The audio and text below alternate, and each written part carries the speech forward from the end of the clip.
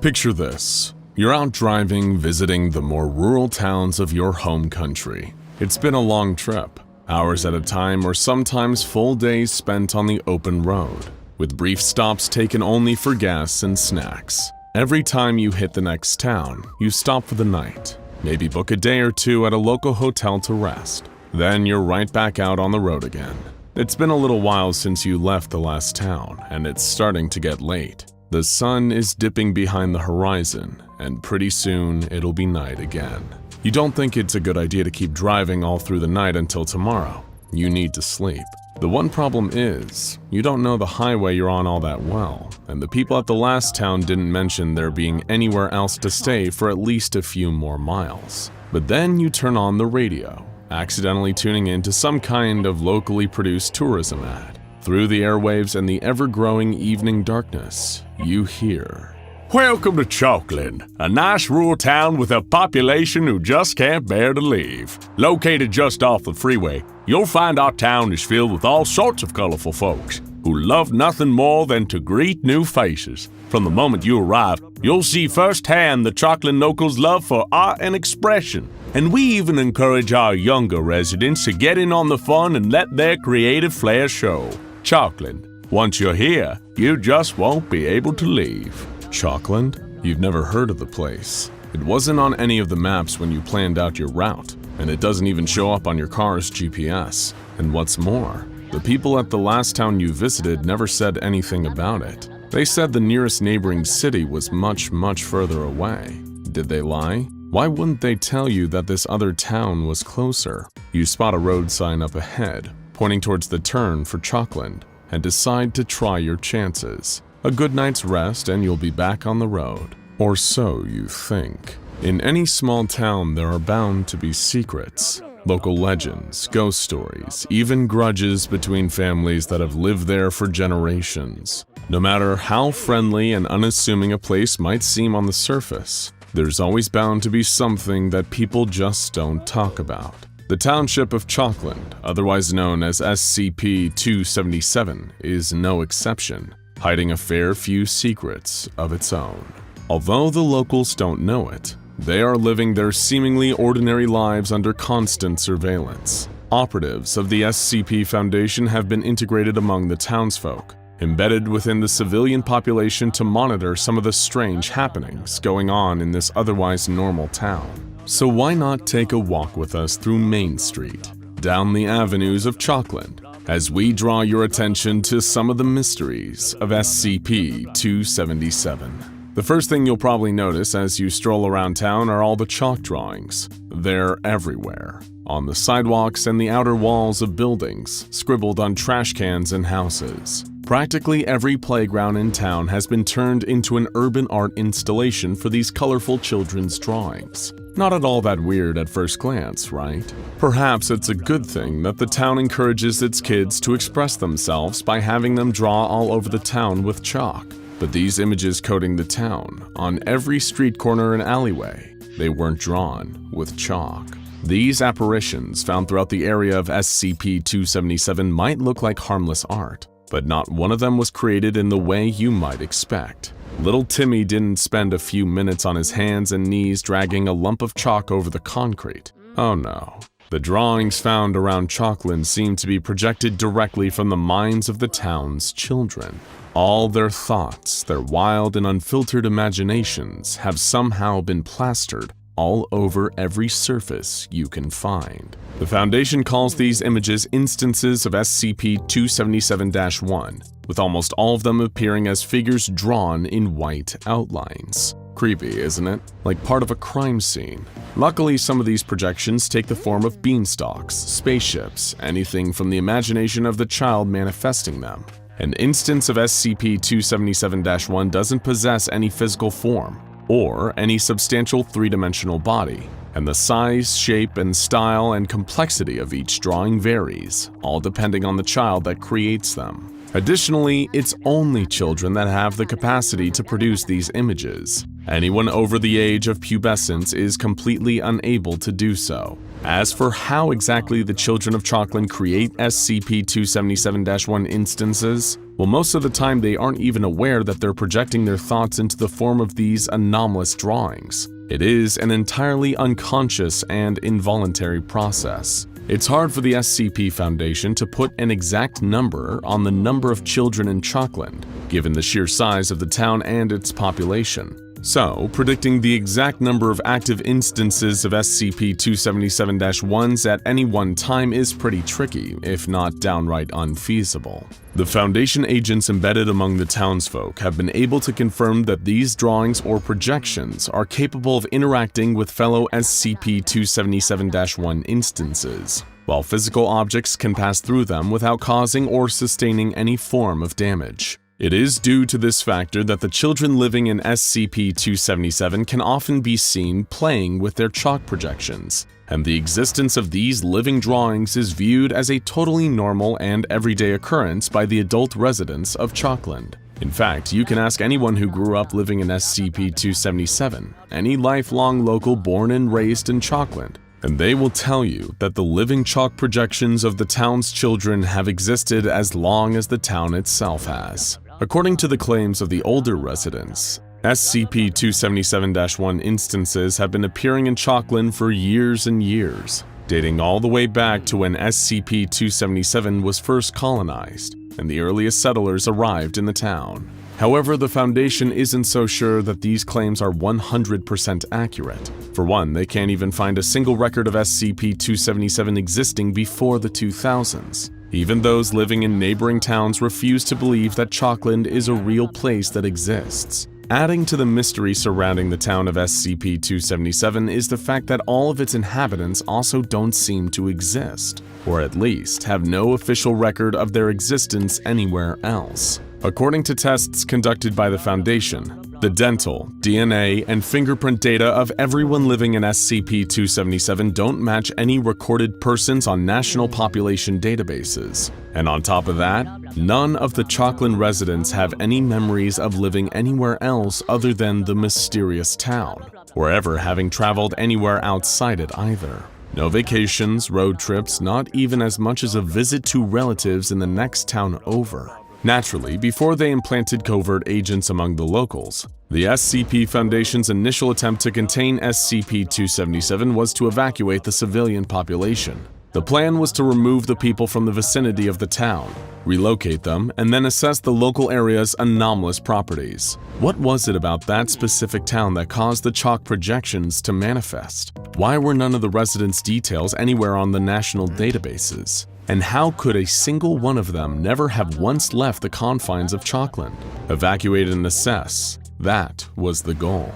But naturally, things weren't as simple in practice. Multiple failed evacuation attempts were made, with some unforeseen incidences causing the operation to go awry. In an attempt to combat this, the SCP Foundation tried to vary the specific details of its evacuation strategy each time, but even then they couldn't get the people out of the town. What was perhaps far stranger was that every time the Foundation attempted a new evacuation, the civilians living in SCP-277 denied having any memories of the earlier failed evacuations. There was so much disbelief in the occurrence of these prior evacuation attempts that it caused the Foundation to question if these attempts even took place. The only record of the failed evacuations existing were in their own files. On the odd occasion that Foundation operatives were able to get one or two residents of SCP-277 far enough away from the town, they learned it was an exercise in futility. After spending any longer than a few brief minutes outside the borders of Chalkland, a resident would suffer some sort of violent incident. The exact nature of what would happen to them has been redacted. However, we know for a fact that they weren't killed just by leaving the town. Shortly after, these evacuated civilians would be found back within SCP-277, with no memory of ever having left the town. But what was causing all of these attempted evacuations to fail? What exactly was preventing the townsfolk from leaving? Well, the answers to these questions may be found in a unique instance of SCP-277-1, which are far more actively hostile versions of the chalk drawings that were collectively given the designation SCP-277-1-R. These instances first came about sometime before the Foundation started attempting to evacuate Chalkland. One of their agents, undercover within the town and monitoring anomalous activity, spotted a seemingly standard SCP-277-1 projection in the shape of a rabbit. It wasn't a drawing that had been noticed previously, so it wasn't present in any reports coming out of SCP-277. But yet, there it was, at the local library. None of the town's children admitted to being responsible for casting this new projection. Unusual, but not uncommon. After all, they are kids. Think about it. We're sure that as a kid you might have done something that you didn't fess up to when a grown-up asked you. Granted, you probably never cast a psychic projection onto a library, though. The Foundation agents within SCP-277 knew that the instances of the chalk drawings could often be good indicators of the psychological state of the child that manifested them.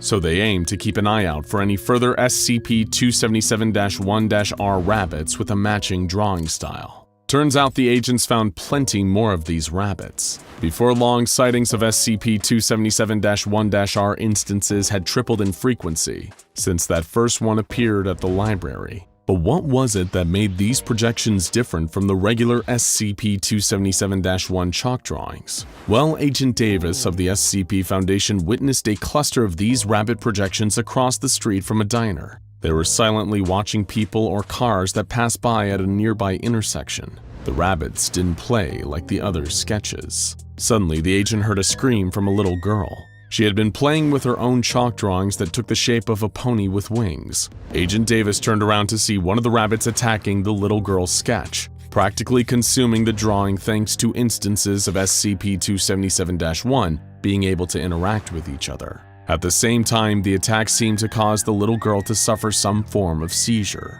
All around, the rest of the rabbits were doing the same, seeking out other chalk drawings and devouring them, tearing them apart and causing the children that created their own SCP-277-1s to suffer the same seizure. Ultimately, any child who had their projection attacked by a rabbit collapsed soon after and slipped into a coma, with attempts to awaken them proving unsuccessful. 3 months later, all of the rabbit drawings seemed to have vanished, with no clue if they had come from a child or were created from the town of SCP-277 itself. The local civilians gave mixed responses when asked, some claiming to have no memory of the event that put multiple children into comas. Meanwhile, other townsfolk simply stated that this sort of thing happens in Chalkland every few years. SCP Foundation staff noticed that the residents of SCP-277 seemed to smile too wide when they explained this, as if their town was a fairy tale, and that the massacre was just a part of a happy ending. Still, if you're thinking of stopping at Chalkland, maybe it's safer to just keep driving. It was dark when you arrived at the office. Rain hammered down on the window pane, cold as death. Your therapist didn't expect a frantic call from you in the middle of the night, but he learned to take such surprises as they came. You called and drove over the second you had the dream. That terrible, terrible dream. He was sitting at his desk. When you entered the room, he gestured to the couch, encouraging you to take a seat and make yourself comfortable. Your heart was beating so hard you were worried it might break your ribs. Every time you blinked, you were getting flashes of the faces, those vacant, grinning faces, with wide eyes and mouths wrenched open, hanging slack. You hoped to whatever god or gods you believed in to never see those images outside of a dream. "What's been troubling you this time?" he asked. "I must admit, I'm getting a little worried about you. You seem so frantic over the phone." You tried your best to settle your breathing for long enough to speak, at which point you said the words you were hoping you'd never have to say again. "I had a dream about Cragglewood Park." You could almost hear the sigh your therapist was desperately trying to conceal from you. You'd been making so much progress, processing and working to move beyond that mysterious trauma, but then the dreams had come back, just as forceful and terrifying as they ever were. Your therapist asked you to recount it, just like he did so many times before. But of course, it's always the same. In the dream, you were a child, probably about 6 or 7, walking down a long, cobbled path, surrounded on all sides by these trees that looked like eerie amusement park animatronics. They had these big, rubbery faces, stretched into eerie smiles, like something off the cover of an old children's book. The Craggle trees. You somehow knew deep down in your heart that this was what the trees were called. This was, after all, Cragglewood Park. Those words, in whimsical cursive letters, were written on an aging sign somewhere deep in your mind. You could remember it as clearly as your own mother's face. And you weren't alone here in Cragglewood Park. There were other children, wandering down that cobbled road like a lost scene from The Wizard of Oz. The trees grinned and gyrated and sang up against a painted forest background. Wait, was it painted? Or did it just seem somehow unreal? The memories were getting hazy here. The same goes for the faces of the other children. They were smudged out, forgotten. Why were you here? Why were any of you here? And where were your parents in all this? But those thoughts were blotted out by the singing of those awful trees. You couldn't remember the words, but the music was so clear. The haunting notes of a calliope organ, like a collapsing memory of a day at the circus. You and the other children were all walking in the same direction, as though in a trance. What were you walking towards? The calliope only got louder with every step. A boy with a smudged-out face to the left of you tried to speak, but his words were muffled. You couldn't hear anything over the music and the terrible, garbled singing of all the animatronic trees. Then there were glowing lights and colors as you approached the end of the road. Something big, moving in time to the music. A grand, old carousel, slowly grinding to a halt to let on the next wave of children. You and the others just stood there and watched it. Moments later, half of the crowd of assembled children, the boy standing next to you included, began to step onto the carousel. The light got brighter and the singing got louder. By the time you reached the end of recounting your dream to your therapist, you realized that your cheeks were wet with tears. You told him you'd do anything to get the dreams to stop. Anything. Your therapist just nodded and made a note in his journal. "I'll get in touch with someone who specializes in this kind of thing," he said. "Try to get some rest in the meantime. It can be detrimental to obsess about this kind of thing." But how could you not obsess? The second you got home, you did what you always did after having another Cragglewood Park dream. You went straight to the forums. After all, the most frightening thing about the Cragglewood dream was the fact that you weren't the only one having it. A number of people had congregated on a niche online paranormal forum to discuss their eerily similar experiences. Dreams filled with singing uncanny trees, half-forgotten children, and the hazy horrors of Cragglewood Park. Each member of the forum alerted the others whenever they had the dream again and threw any new information into the pot. They came from all over the world, different ages, backgrounds, and countries, making it impossible that they'd all actually visited a place like Cragglewood Park at some point in their past, and really the only thing they had in common, other than the dream itself, was the fact that they were all only children while in them. None of them could explain the dream. Perhaps with almost 8 billion people on Earth, it could be a coincidence that this handful would have these peculiar dreams. Perhaps that's all it was. Strange dreams. A few days later, a stranger arrived at your door, telling you that they were referred to you by your therapist. They heard about the dreams, about Cragglewood Park. In fact, they dealt with similar cases in the past, and if you'd be willing to answer a few questions, they may even have a viable treatment for the strange dreams that have been assailing you for years now. What could go wrong? Anything that could stop you from seeing those awful tree faces would be good. You relayed everything that you'd previously told your therapist, every detail of the dream, the rough number of times it reoccurred, and even the support group for the other sufferers that you frequented online. After you answered all of the strangers' questions, they told you that in order to seek treatment for your strange dreams, you would only need to show up at a nearby building and tell them who you are. They told you that this is a highly confidential and experimental procedure, so it would need to be kept secret. You sign a non-disclosure agreement and happily submit to all their conditions. You'll do anything to stop dreaming about Cragglewood Park, even agree to what you don't know is amnestic treatment from the SCP Foundation, or testing to see if erasing memories can suppress the Cragglewood Park dreams. You were among the first group of guinea pigs for that experiment. But hey, if it works, right? And for a few weeks, it did. You submitted yourself to regular amnestic treatment sessions at a local Foundation front business disguised as a legitimate medical center. You were skeptical at first. You'd tried every therapy and over-the-counter sleeping pill you could get your hands on. You tried meditation, regression, hypnosis, positive subliminals. Nothing had banished down the haunting dreams of Cragglewood Park. Those trees, those faces, those awful tinny songs. But to your immense relief, this new course of treatment seemed to hold strong.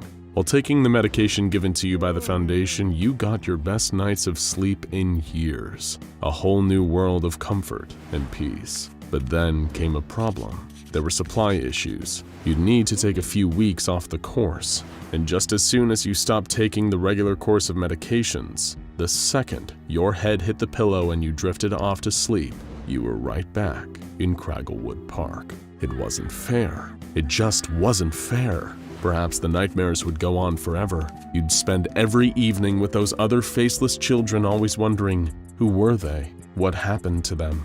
Little did you know there were no supply issues. The Foundation just wanted to test the viability of amnestic treatment as a long-term solution to the Cragglewood Park dreams, or as they dubbed them, SCP-2571. Turns out the amnestics were only effective when the subjects of SCP-2571 were actively taking them.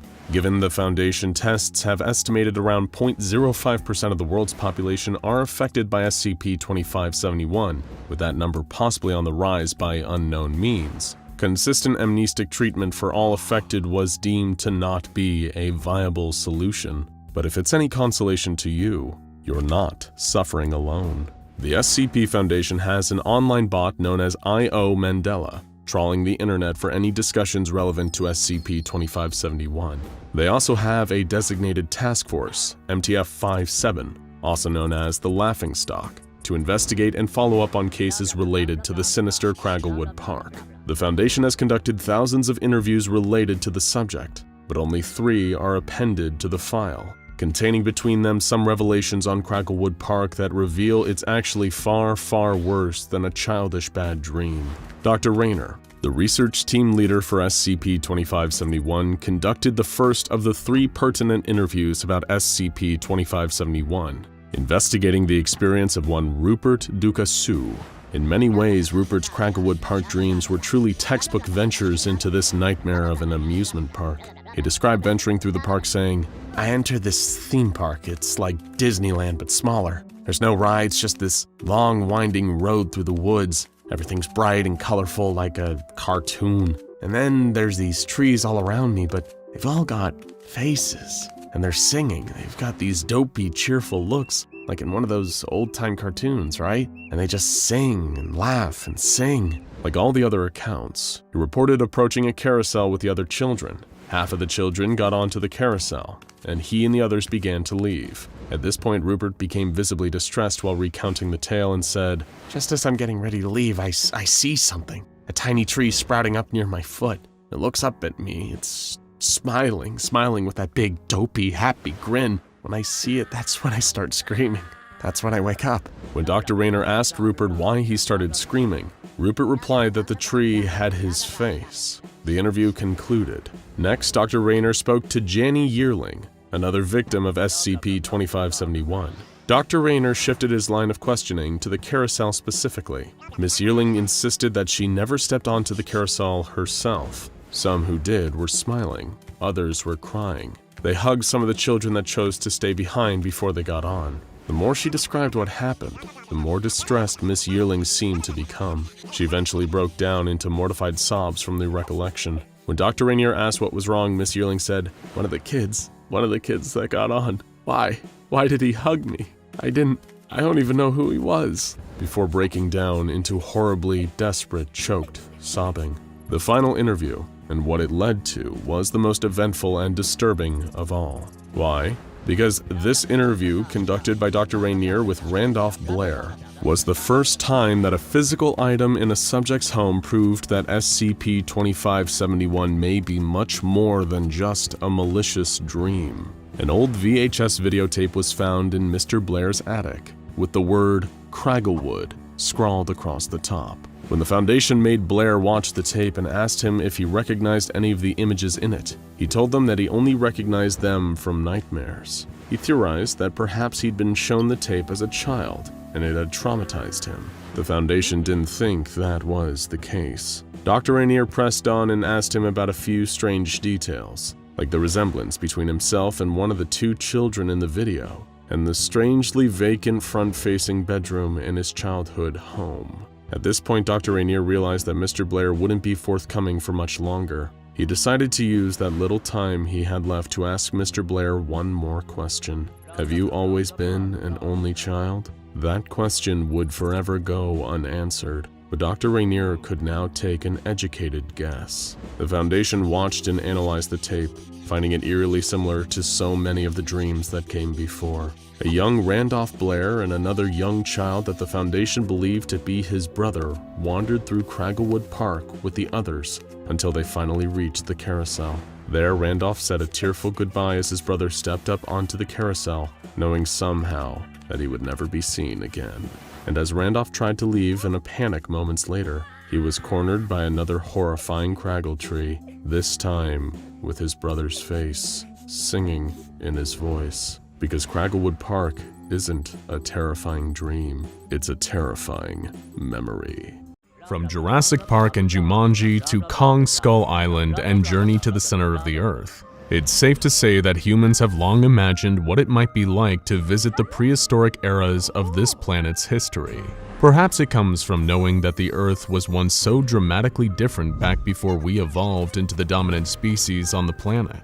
Then again, maybe the fantasy of traveling back to a land that time forgot is simply in the appeal of how cool it would be to see an actual dinosaur up close. Regardless of the reasoning, without access to a time machine, you would find it difficult to make your way back to any era of the primeval world. Unless, of course, you happen to accidentally stumble upon SCP-1265, also known as the Mesozoic Preserve. This anomalous location is an irregular landmass found within the basin of the Congo River in Central Africa. The oddly shaped portion of land, measuring 50 kilometers cubed, is mostly contained within the Democratic Republic of the Congo. However, around 15 of those cubed kilometers spill over into what is known as just the Republic of the Congo, the neighboring smaller country of the two that the Congo is split into. SCP-1265 appears, at first, to be a very unremarkable area, populated only by a sparse number of tribal villages. The place is mostly uninhabited, and in fact there is very little unusual about the local flora and fauna that marks it as being any different from the surrounding Congo basin. That is, unless you count the dinosaurs, of course. SCP-1265 is, as its alternate name might suggest, home to a number of remarkable species that are thought to have been extinct for many hundreds of millions of years. While they cannot be seen all roaming around the area like the famous moment from the first Jurassic Park movie, once every 30 days these creatures will appear in a group of approximately 5, collectively designated as SCP-1265-A. These dinosaurs are not necessarily those known to have their fossils found within Africa itself, but appear to be mostly heralding from the Mesozoic era, and only those that have evolved in similar climates to those found in the Congo basin. Now, while you might expect some of the big names to come rampaging through the jungle, we're afraid that we might have to burst your bubble.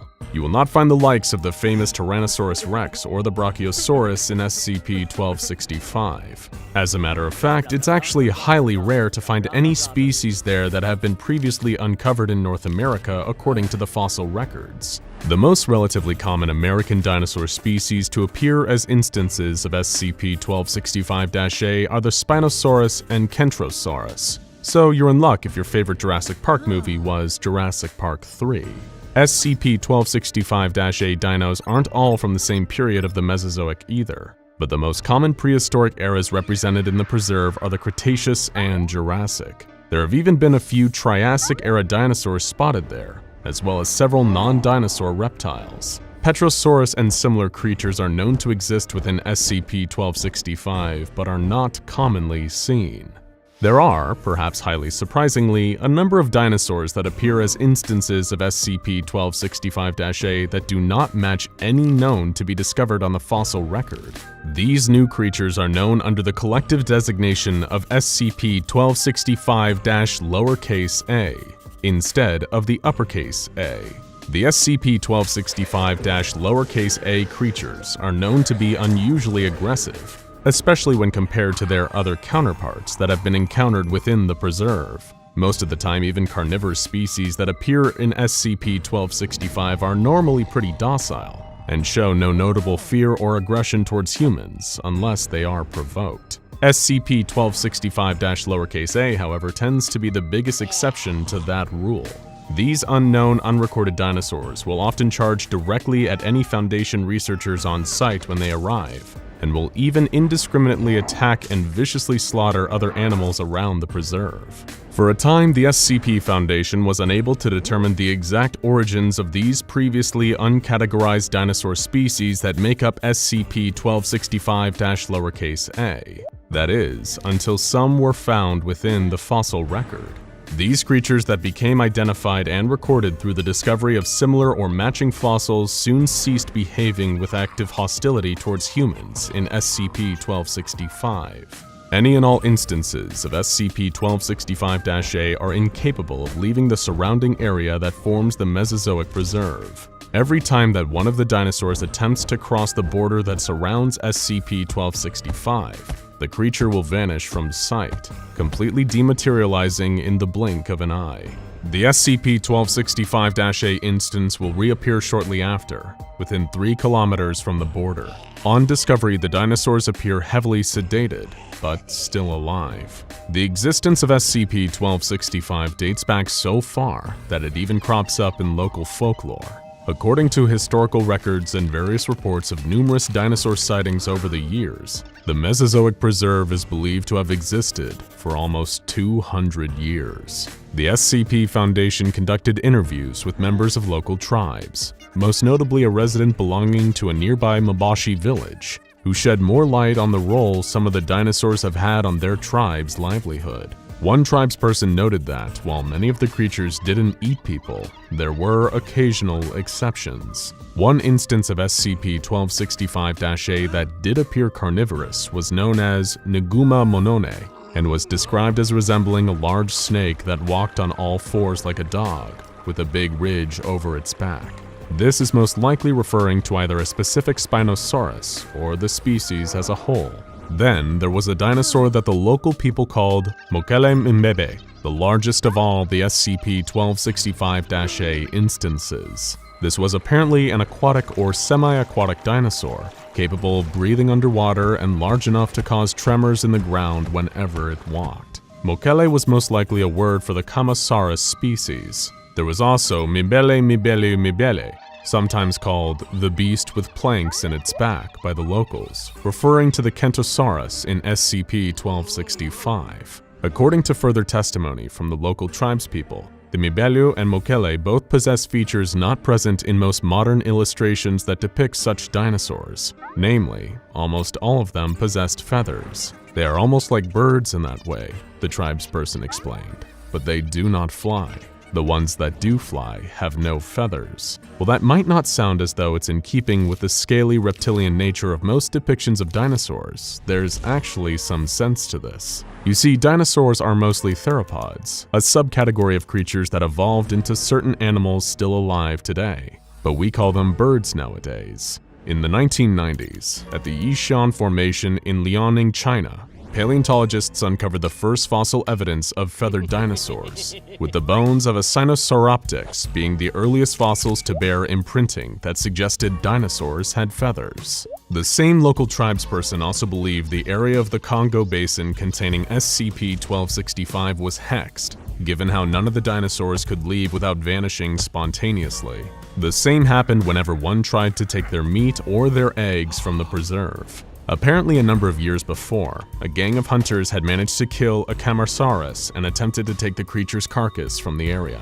The hunters were forced to enlist the help of local villagers, and it took the combined strength of all of them to move it to the very edge of the preserve. Of course, you can guess what happened next. the creature disappeared, leaving the hunters unable to claim their prize. Over the years, the locals have witnessed countless others try to visit SCP-1265, but not to hunt, just to catch a glimpse of a wandering dinosaur, despite how dangerous that endeavor was. The Foundation conducts monthly expeditions through SCP-1265, studying any changes to the wildlife and often harvesting any dinosaur eggs they come across. After incubating them for a time, the Foundation's researchers will study the newborn dinosaurs until they reach maturity, at which point they are released back into the wild within the Mesozoic Preserve. Naturally, this all occurs on location at Site-1265, which is maintained as a wildlife preserve under the false organization name the Safe and Clean Planet Initiative.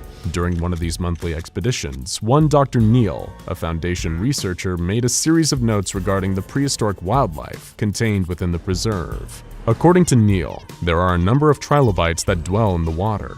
These are ancient arthropods, armored precursors to modern insects and shellfish. Basically picture a big underwater woodlouse. Apparently the locals would fish for trilobites within SCP-1265, and they taste like prawns when cooked and eaten. While exploring SCP-1265, Dr. Neal discovered a family of baryonyx, a large dinosaur with a long jaw similar to that of a crocodile that mostly fed on fish. Neal observed as these baryonyx approached a clan of Spinosaurus that, according to him, looked more like ducks than anything else thanks to their coating of feathers. The researcher mourned a profound disappointment that he and another doctor, Dr. Moore, had felt in seeing the Spinosaurus up close. Their skeletal structure is completely unsuited for walking upright, and the less said about the so-called spine, the better. Scientifically fascinating, but as a lifelong dinosaur enthusiast, I must grieve for such a titan.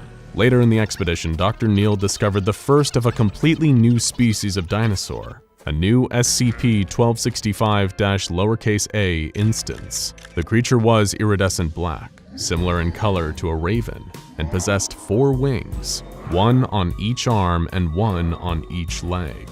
There was speculation among the expedition team that this was a brand new, never-before-seen species of microraptor, possibly native to a continent of Asia during a prehistoric time period.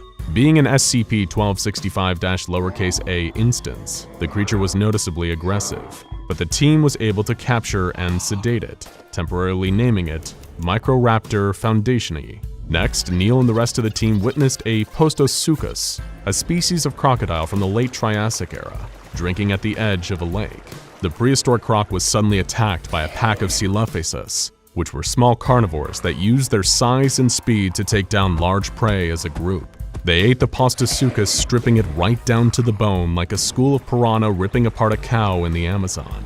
The intrepid expedition party then witnessed a fight between a Therizinosaurus and a Carnotaurus, wherein the victorious Therizinosaurus dipped its claws in the blood of its fallen enemy and used it to mark its territory, scoring trees with Carnotaurus blood. Finally, the group discovered yet another new SCP-1265-a instance, this time a Ceratopsidae.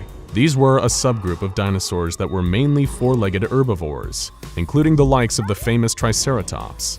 This new Ceratopsidae, much like many others in the fossil record, possessed 4 short, stumpy legs, but only one singular horn for defense. When the Foundation expedition encountered it, it had been engaged in combat with a Pachyrhinosaurus, a horned Ceratopsidae highly similar to the Triceratops, but usually with a row of horns, or horns protruding from its frill, as opposed to the Triceratops's trio of horns. Unlike other members of the Ceratopsidae family, this new SCP-1265-a instance did not have the characteristic frill, instead appeared to have a pair of floppy ears at the top of its head. The newly discovered dinosaur was also, like the other SCP-1265-a instances, a lot more aggressive, and gored the Pachyrhinosaurus with its horn. At this current moment in time, it is unknown exactly how the dinosaurs in the Congo Basin actually came to be in SCP-1265. The fact that they cannot leave its borders suggests that they were placed there with the intention of being confined to that area. But there is no way of knowing if these dinosaurs were lifted out of their rightful place in time to the modern day.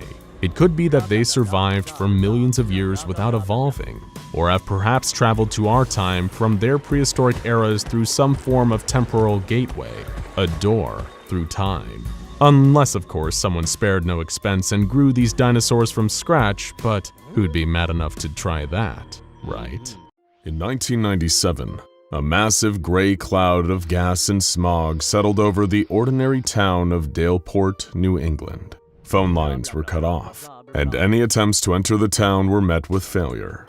There was a complete and total blackout of information coming in and out of Daleport. Whatever was occurring, it was anything but normal, and clashed with the town's easygoing and peaceful atmosphere. An anomalous event of this size and scale was impossible to miss, and naturally caught the attention of the SCP Foundation before it did the outside media, who would report on the mysterious occurrence and draw unnecessary amounts of attention to the town.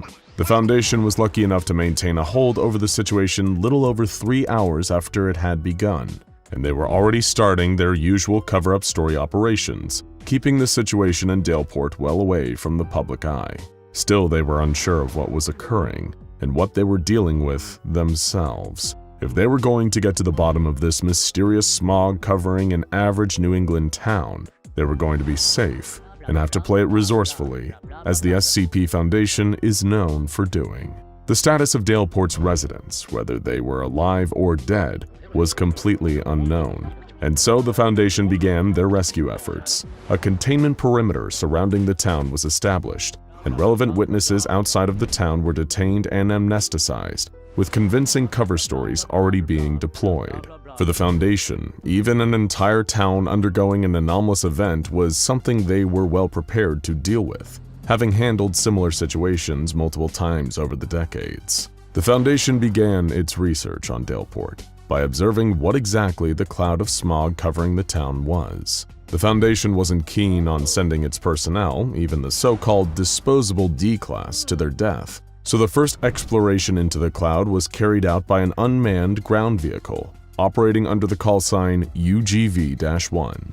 This unstoppable carrier was equipped with all the stops, including atmospheric sampling sensors, audio-video recording equipment, and an open-circuit biological sampling instrument, which contained skin tissue and several live brown rats, whose reactions would indicate to the Foundation whether or not the smog was safe to be exposed to or not. The ground vehicle departed, and when it returned about a half hour later, it brought with it a whole host of data about the gas covering Daleport. As it turned out, the smog was composed of sulfur, nitrogen, and carbon oxides concentrated at a level where irritation would occur upon contact with humans, but it wasn't lethal. Neither was it anomalous, as the samples the vehicle carried in with it were unaffected in any anomalous manner. The video recording displayed a flat, empty wasteland inside the gas cluster, with little discernible features. After a certain point, radio communication with the vehicle became degraded, and the Foundation returned the carrier to the town's perimeter. As more resources and supplies arrived on location, the Foundation ramped up its research efforts. This time, 2 D-class were sent into the gas cluster, both aboard another ground vehicle carrier.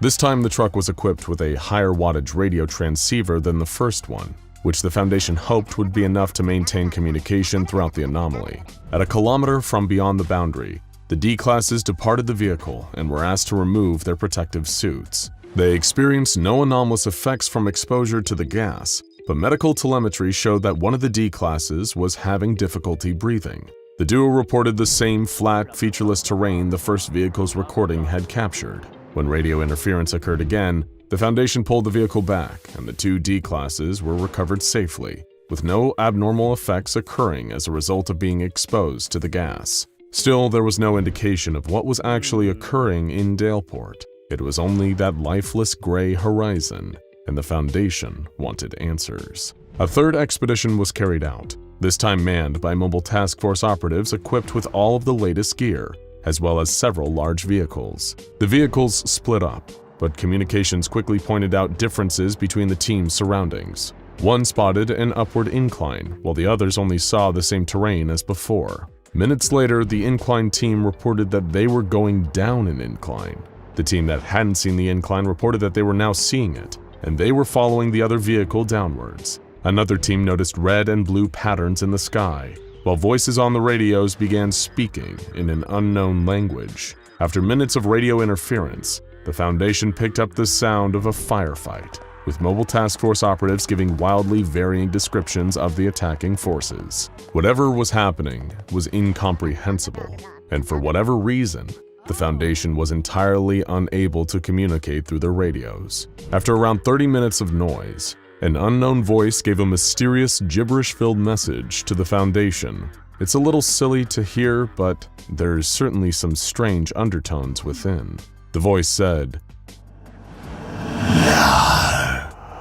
I am Caesar, the shivering mist. I am the knife, currently covering the town of Daleport. While traversing my flank, your men have been attacked. Some have become younger, but the rest are in safe hands. Evil has been summoned to this town by a society of Hilgwell. The world shall be contained within me by Vulcan and Thanrak, but the town and its people will not remain unaffected. A great battle shall rage, and a victor must be decided. In time, those who can stop the era will be here in time and see the Hilgraf in Lachter. Please do not send any more soldiers into me, as I cannot keep them from the shock. When all thralled before the victors, I shall leave, and the shock will be yours again. I hope you shall survive it. It was clear that something had taken over the town of Daleport, and that this mysterious voice, while threatening sounding, was apparently protecting the people inside. It mentioned that the Foundation's men were in safe hands, and that evil had been summoned to the town. The Foundation didn't know what to make of the message, or if they could trust the entity that made it, but they didn't have much of a choice. They attempted to send more unmanned operations into the town, but they were unable to reach their destination, somehow always winding up back where they started shortly after departing. After a week and a half of fruitless expeditions and no new information, the gas blocking the town of Daleport dissipated completely, leaving the town accessible and able to be explored fully by the Foundation. A containment crew fully set up a perimeter around the area, with secure cameras and an entire facility on the outskirts of Daleport, named Area 37, to oversee and support the Foundation's research efforts inside the town, which was now officially categorized as SCP-1936. With the gas now dissipated, the Foundation began to investigate the anomalous effects left in its wake. The town itself was altered, with buildings physically differing from their previous states, and a large portion of them having become topologically inconsistent. There were rooms that would appear bigger or smaller than they should be, with some growing so small after they had been entered that they trapped occupants inside and prevented them from moving, resulting in a number of unretrievable Foundation personnel becoming stuck and lost inside the anomaly forever. Other doors would lead to different locations at different times of the day, or corridors that led to multiple locations at the same time, despite only leading to one. These difficult-to-describe spatial anomalies were so dangerous and unpredictable that the Foundation forbade any exploration into SCP-1936 without explicit authorization. But while the town itself was affected, what about the people inside it? The normal people who were caught up in the anomalous fate of Daleport. What happened to them? The Foundation was unsure, and while no survivors were found within the town itself, a large number of human remains of Daleport citizens were recovered during the exploration efforts. Most of these remains demonstrated anomalous properties, presumably gained as a result of the devastating anomalous disaster that plagued the town a week prior. Some of the remains the Foundation recovered were incredibly strange, such as a smear of entrails found alongside a small plant that gave out a constant flame. The pile of viscera picked up radio transmissions from up to 6 miles away, with sound being created through vibration of tissues. Another was a torso embedded in the wall of a building. Slight movement of the torso was visible when investigating personnel spoke, and blood continually manifested in mid-air, 15 centimeters above the torso. On the main street of the town, several corpses were discovered, with their flesh, skin, and bone all removed from a circular portion of their foreheads. Skin and brain tissue surrounding their wounds had undergone severe charring. Outside of the public library, several floating torsos manifest at certain times each day, simulating the motions of running alongside the road. After 3 minutes, the torsos attempt to leave the road and fade out. A young woman's body floats steadily upwards when any force is applied to it, regardless of the force's direction. The body is currently suspended 57 meters above the ground, floating over Daleport. And these are just some of the strange anomalies found within SCP-1936. While it's unknown what happened to these civilians, their bodies were clearly affected by whatever occurred the week prior, while the Foundation was unable to access the town of Daleport. Something in that strange, anomalous gas triggered a highly destructive event that had grave consequences for ordinary people,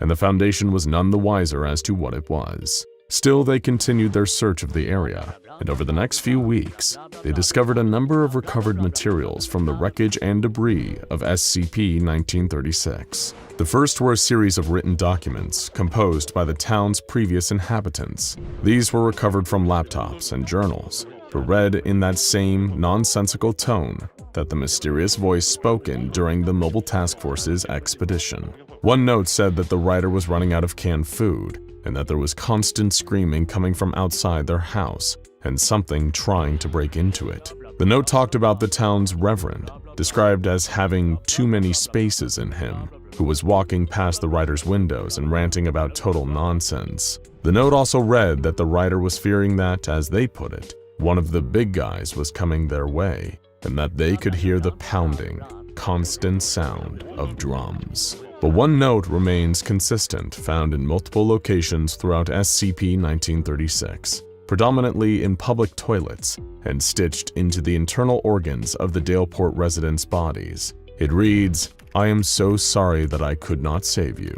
Signed, Pangloss. The Foundation had heard rumblings and rumors of the entity known as Pangloss, who was supposedly a god with a helpful affinity for humanity, but there was no concrete evidence pointing towards the being's existence. Whatever happened in Daleport, was Pangloss trying to stop it? The message certainly reads that way. Surveillance footage from a gas station painted an even more terrifying picture.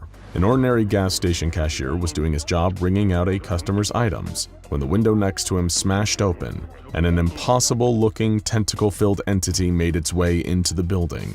The tentacle creature lashed out at the two of them, brutally murdering the customer with the force of the impact of its slippery, writhing appendage. The cashier hid behind the counter, but the footage shows the entity also making its way behind the counter, and the gruesome visual of blood splattering the walls behind the register as the entity quickly took the cashier's life. But then, mysteriously, an individual enters the gas station, wearing a bowler hat and a waistcoat. The footage distorts as they enter the shot. Then their face is revealed. Instead of ordinary features like a mouth or eyes, they have a triangle branded into their skin.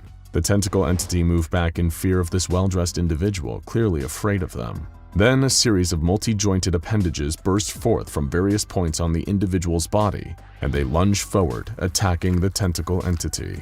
The footage cuts off there, with the individual throwing the tentacle creature through the wall of the gas station. Whoever this individual was, it was clear they didn't take kindly to the rampaging tentacle entity. Some Foundation researchers began to speculate that the individual was Pangloss themselves, who was trying to save Daleport as best they could, but there was obviously no way to be certain of the mysterious person's identity. More footage showed a car crash outside of a public library, which resulted in a spectral translucent entity breaking free from the broken lamppost that the vehicle collided into. The car's passengers immediately ran, but the ghost-like entity chased after them. This continues until the ghost emits a large blue shockwave of unknown energy, which passes over the people, turning them completely transparent and causing them to fade away.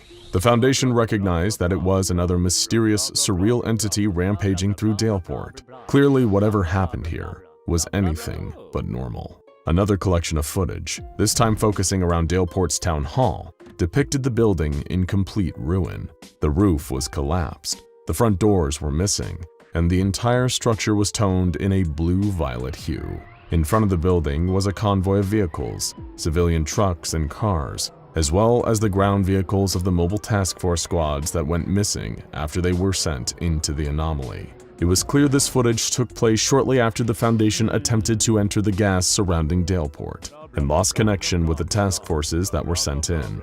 The footage shows the Foundation soldiers, as well as the civilians of the town, fighting against another strange-looking entity, this time shaped like a fractal structure.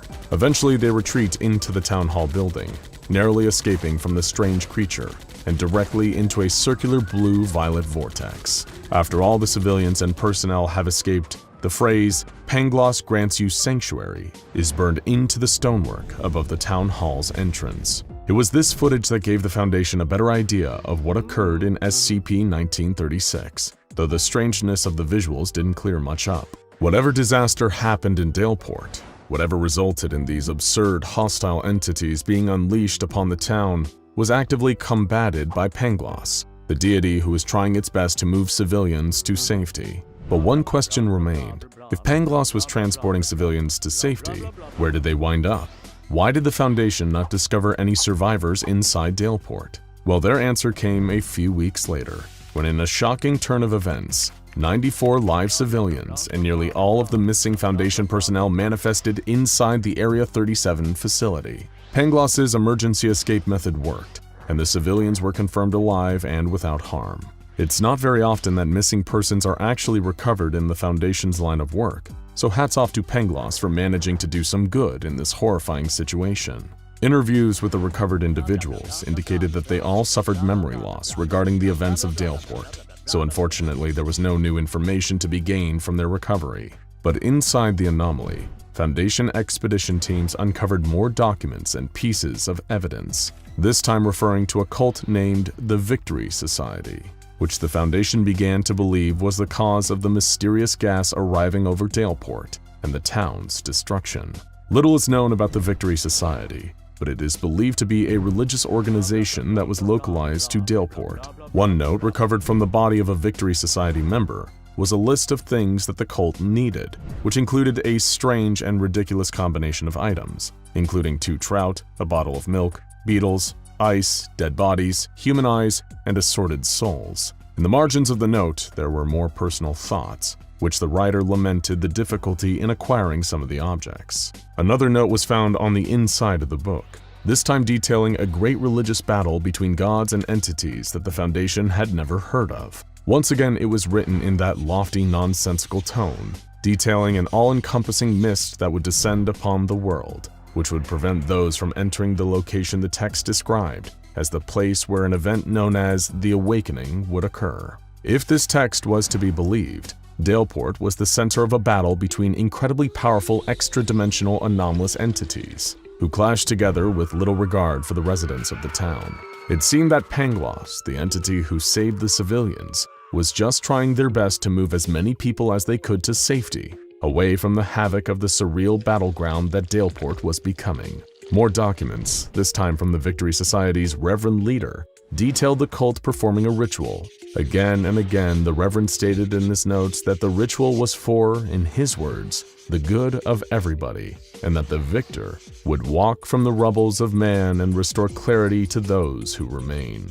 The notes also included a transcription of a speech given by the Reverend, in which he addressed the Victory Society cult with haunting premonitions of what would come. His voice painted a harrowing picture. Brothers and sisters, we come together to bid farewell today. It has been an honor to work with you all. I could not have hoped for a better group with which to secure the future of mankind. From the dawn of time, terrible impossibilities have spawned from the darkness between stars, not hating life, simply being indifferent to it. We are as ants to these abominations, these demented gods. They are so far above us that we are but insects. Accordingly, we shall look as such. In order to gain the forgiveness and favor of the gods, we must learn to know our place before them. Each of these things seeks dominion over the laws of reality itself. imposing the nature of their twisted existence upon stars and planets and people. The only answer to this threat? These gods must be destroyed. The slate wiped clean. We could not do this, by no means, no. But we cannot allow these things to exist. A kingdom cannot have a billion kings. We cannot kill the gods, no. Only a god can kill a god. We will bring them here and bind them. Bind them until their bloodlust is satiated, until all but one is dead. Always a single god remains the victor, who returns to whence they came as the only god remaining. And with that, the mystery of Daleport was solved. The Victory Society cult sought to wage war between the gods of the universe, until one victorious being would emerge. The town of Daleport was used as a battleground, with all of the anomalous effects occurring as a result of the combat between these terrifyingly destructive entities. And if you're familiar with the deities that go toe-to-toe with the SCP Foundation, you know these guys aren't a joke. The Scarlet King and his legions of devilish followers, the almighty Broken God, and the mysterious benevolent Serpent of the Library are just some of the powerful religious entities the Foundation has researched and cataloged. And if what came to Daleport was anywhere near as powerful as those examples, it's a wonder the rest of the world is still here after the fact. Another piece of surveillance footage taken from in front of a church in Daleport Center depicts these violent deities in combat with one another. Beings of massive size and incomprehensible shape battling with one another in an ordinary suburban town. The Victory Society's goal may have been incomprehensible and difficult to understand, but the Foundation will never forget what happened in the town of Daleport, and the destruction these impossible entities caused. But a single question remains. We know that Pangloss transported some survivors from the scene, but what was the result of the battle? What happened? The Victory Society mentioned that a single entity would emerge victorious from the battle. But who was it? Which god was so terrifying, so powerful, that it slaughtered the others and crowned itself king amongst the anomalous pantheon? Perhaps some questions are better left unanswered. It's the late 90s, and an Air Canada flight experiences severe malfunctions while traveling from London to Vancouver. The pilots are unable to do anything and the plane crashes into the woods of northern Alberta. The crash was devastating. Only 10 of the nearly 300 people on board are alive. And even though they survived the initial disaster, their battle for life has only just begun. It's late autumn in northern Canada, and there's no telling when help will arrive, if at all. If the survivors want to make it through the night, they need to find shelter, and fast. As they trudge through the freezing woods, the group finds a path that looks like it might lead them to civilization. After all, if there was a path in the woods, that meant they were probably in a national park. And if they were in a national park, there had to be a ranger station around somewhere where they could warm up and call for help. They didn't have many other options, so they followed the path which opened up to a clearing. But instead of finding a ranger station or campground, they found something none of them could have expected. It was a pond, but there was something off about it. As they got closer, they saw that this strange pond wasn't filled with water, but blood. The survivors were horrified. That couldn't really be blood, could it? It must have been a weird algae or chemical reaction. But one member of the group, a man named Thomas Dean, who had been on his way back to his hometown of Prince George, British Columbia, thought there was something strangely familiar about this. He remembered being a boy and going to visit family in Alberta, and hearing an urban legend from the older local kids. According to the stories, somewhere out in the wilderness, in the northern part of the province, there was a pond full of human blood. And what made it even worse was that some said the pond was a gateway to hell. The SCP Foundation was also aware of this legend and had been trying to pinpoint the exact source of it for decades prior to the Air Canada crash. They would finally receive definite confirmation of the blood pond when Foundation personnel intercepted a radio transmission from a ranger station located within the Wood Buffalo National Park. It was the survivors of the crash who had managed to make it through the night, and they were about to be escorted out of the park by rangers. The Foundation mobilized quickly to cordon off the pond, as at the time they were unsure of what potentially harmful properties the pond might have had.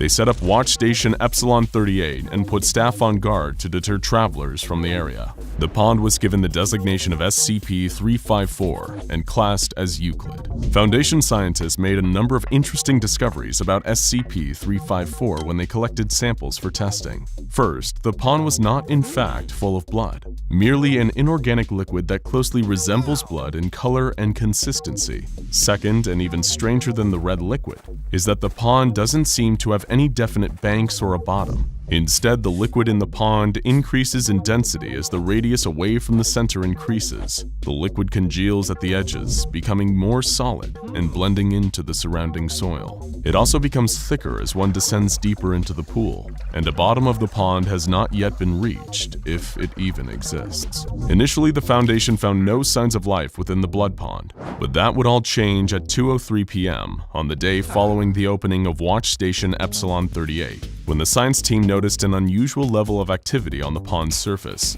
security footage feeds showed a shape rising out of the pond, followed by a deafening shriek. After that, the feed was cut and Foundation lost all communication with Watch Station Epsilon 38. Fearing the worst, a mobile task force was dispatched to the location. When they got there, all personnel at the Watch Station had been killed by what could only be described as a gigantic bat. The task force was able to neutralize the entity, and as soon as they could, the Foundation moved in to increase security around the SCP, creating Area 354 and installing a permanent security detail. After this point, the pond started to regularly spit out a variety of monstrous entities, almost as if it was reacting to the SCP Foundation's increased security measures. After SCP-354-1, the giant bat, came SCP-354-2. 354-2 was an echidna-like monster the size of a bear that was virtually bulletproof but unable to escape Area 354. The Foundation neutralized this anomaly with napalm. SCP-354-3 was a floating black sphere capable of firing deadly beams of concentrated energy. The area's head scientist was able to hit it with a sledgehammer, causing the sphere to malfunction and self-destruct before it was able to escape the area. The Foundation wasn't as lucky with SCP-354-4. This creature was a reptilian humanoid that stood roughly 15 feet tall and was unable to be put down with gunfire. This was the first creature from the pond to successfully escape containment and was only able to be neutralized when the Foundation sent in Mobile Task Force Omega-7, also known as Pandora's Box. The data on pond incursions is partially corrupted, so a complete list of creatures is not available. But some of the other monsters that came out of the blood pond include a killer robot, a set of gigantic tentacles that drag several D-class personnel into the pond, a pair of panther-like creatures, one made of ice and the other of magma, that ignored Foundation staff and instead fought each other, and one seemingly normal human man who was executed as soon as he emerged from the pond. Tests on his body revealed that he was, in fact, totally normal and would have posed no threat. These anomalies came out of the pond at fairly regular intervals for several months, before the pond went silent for an unprecedented 22 months. The head scientist at the time noted, "I suspect this means one of two things. Either the red pool has died or powered down, or whatever the correct term for it is, or is charging up for something big to come through. O5 believes the former is the most likely explanation, and has recalled 30% of our total personnel and cut 25% of our funding. While I can only hope that they are correct, if the latter situation is true, we're soon to face some terrible monstrosity and we won't have anywhere near the force necessary to deal with it. I worry for all of our safety." His words would prove eerily prophetic following the events of Exploratory Mission 354 Alpha. The Foundation's research and development team built a specialized craft to explore the pond. Because of the strange properties of the pond's density, the craft was essentially made to be both a submarine for parts of the pond where the contents were liquid, and a drill for when the liquid congealed into a semi-solid towards the bottom. The exploration team consisted of Agent Swanson, Agent Turquoise, Agent 86, Dr. J. MacArthur, Chris Simmons, Leroy Tucker, and a pilot named Martin.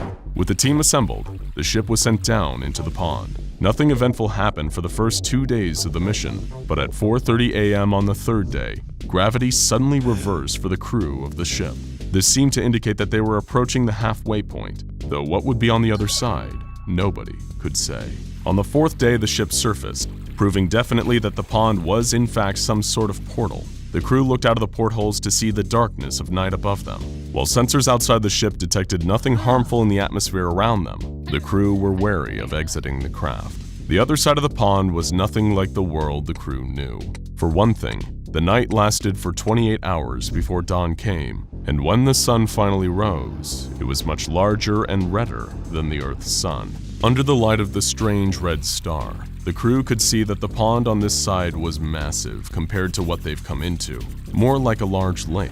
Surrounding the lake was sand and rocks that were covered in a kind of moss that disappeared under sunlight and regrew during the night. The team left the ship and started to explore. During their time in this strange world, they found that the day lasted just a few hours shorter than the night, meaning that whatever planet they were on had a roughly 43-hour-long rotation as opposed to our own planet's 24. The team found a number of anomalous elements on their expedition, including razor-sharp grass that can puncture skin and streams of liquid carbon dioxide. They heard some loud roars in the distance once or twice, but other than that, the planet was eerily silent, with seemingly no animal life and not even wind. When it rained, the soil remained dry, and based on that, the scientists theorized the plants in this world were more efficient at absorbing moisture. On the 25th day, the team ran into a huge metal wall that appeared to be artificially constructed. Luckily, Leroy Tucker, a quick-thinking researcher, was able to rig a blowtorch from camping supplies and melt a hole through the metal. On the other side, there was finally wind and odd black grass. That's the extent of what is known about the other side of the wall, because the expedition logs are heavily corrupted after that point. But we know that whatever was in there wasn't good, because the team never returned. Strangely, there's no record of any names mentioned in the ship's log, almost as if being killed on the other side completely erased them from history. No other expeditions into the pond were launched after that. On an undisclosed date, a year following the discovery of the Blood Pond and construction of Area 354, the site was completely evacuated, and power was cut to the area. Mobile Task Force Data 12 was dispatched to investigate the cause of the evacuation, but before contact could be established, the area's on-site nuclear warhead was detonated, completely destroying the site. MTF Data 12 was then attacked by a convoy made up of D-Class and other low-ranking staff who had evacuated Area 354. It was apparent that there had been some kind of mutiny within the site, and that a dissolution of the chain of command had led to its evacuation and destruction. The convoy totally annihilated MTF Data 12, and no further contact with the former personnel of Area 354 has been made since. Following the site's detonation, a new site was constructed called simply the Red Pool Containment Site. Unlike the previous facility, which focused on research and neutralization, the new site is entirely concerned with containment. The shift in directive came as a response to the pond's apparent reactive nature. Each creature that emerged from the pond seemed to be in retaliation to the Foundation's actions, and it was theorized by some that the mutiny at Area 354 was triggered by some kind of psychic attack from the pond itself. An interview in the SCP file on 354 reveals that there was one more disastrous attempt to control and understand the Blood Pond.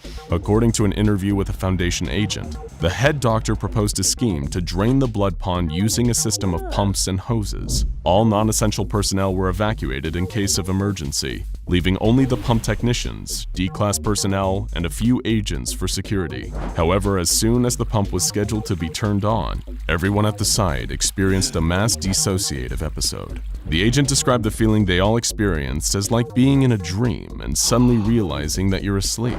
He said, "Everything stopped being real. It was like we had to escape right now." When asked what happened when the pump was turned on, he simply explained that it wouldn't let them. This interview confirmed the theory that the pond is not only capable of releasing monsters out into our world, but also that it's capable of powerful but much more subtle psychological attacks. This suggests a chilling possibility that the pond isn't just blindly reacting to being attacked, but it's fully sentient, and the actions of the SCP Foundation have only served to annoy it. And worst, studies of the pond's banks have proved evidence that the area of congealed liquid around the perimeter of the pond has been steadily expanding. That's right, the pond is getting bigger. The last thing the Foundation agent stationed at the site said before being dragged out of the interview and sedated was, "It gets bigger and stronger every day, and now we've made it angry." It was November 20th, 2019, and the helicopter circled far above in the freezing wind of the Antarctic. SCP Foundation Site Director Jason Monroe looked down at the isolated above-ground facilities of Provisional Site 344-1. Something about this place made him nervous, edgy, and for good reason. Between 2003 and 2019, 29 Mobile Task Force units and 73 members of D-Class personnel had gone missing here and never been found. Monroe thought he was here for a routine investigation into negligence and mismanagement, but little did he know, he was in for so much more. This is the story of SCP-5545 and one man's journey into his own worst nightmare, literally. But this nightmare began a long time ago, 300 years to be exact. And like most nightmares, it started as a dream. That dream was one of expansion. National powers across Europe wanted to be the first to conquer the globe and expand into new territories, and sent countless exploratory missions off into the unknown to achieve this goal. Any history book will tell you that the first outsiders to lay eyes upon the continent of Antarctica did so in 1820. The reality is that the first ones to get there actually landed in the late 1700s. The hapless explorers ventured into mainland Antarctica and made base camps. Before searching and digging for any useful resources nearby, they came upon a strange discovery. A hallway hidden beneath the ice. Not a passage in the ice, but a true hallway, complete with light fixtures. The confused explorers ventured down into these impossible hallways, and for many of them, it would be the last thing they ever did. No matter how long they walked, it seemed like the hallways just kept going. As they continued to walk for hours, they hoped to find something, anything, and eventually, they did. They passed from these hallways into somewhere different altogether, and most of them were never heard from again. Those who did manage to escape often died or took their own lives soon after. Whatever it was they discovered down there, they didn't want to live with it on their minds. It's believed that over 70 colonial explorers disappeared or died this way, and that most who found these endless hallways beneath the Antarctic ice never returned.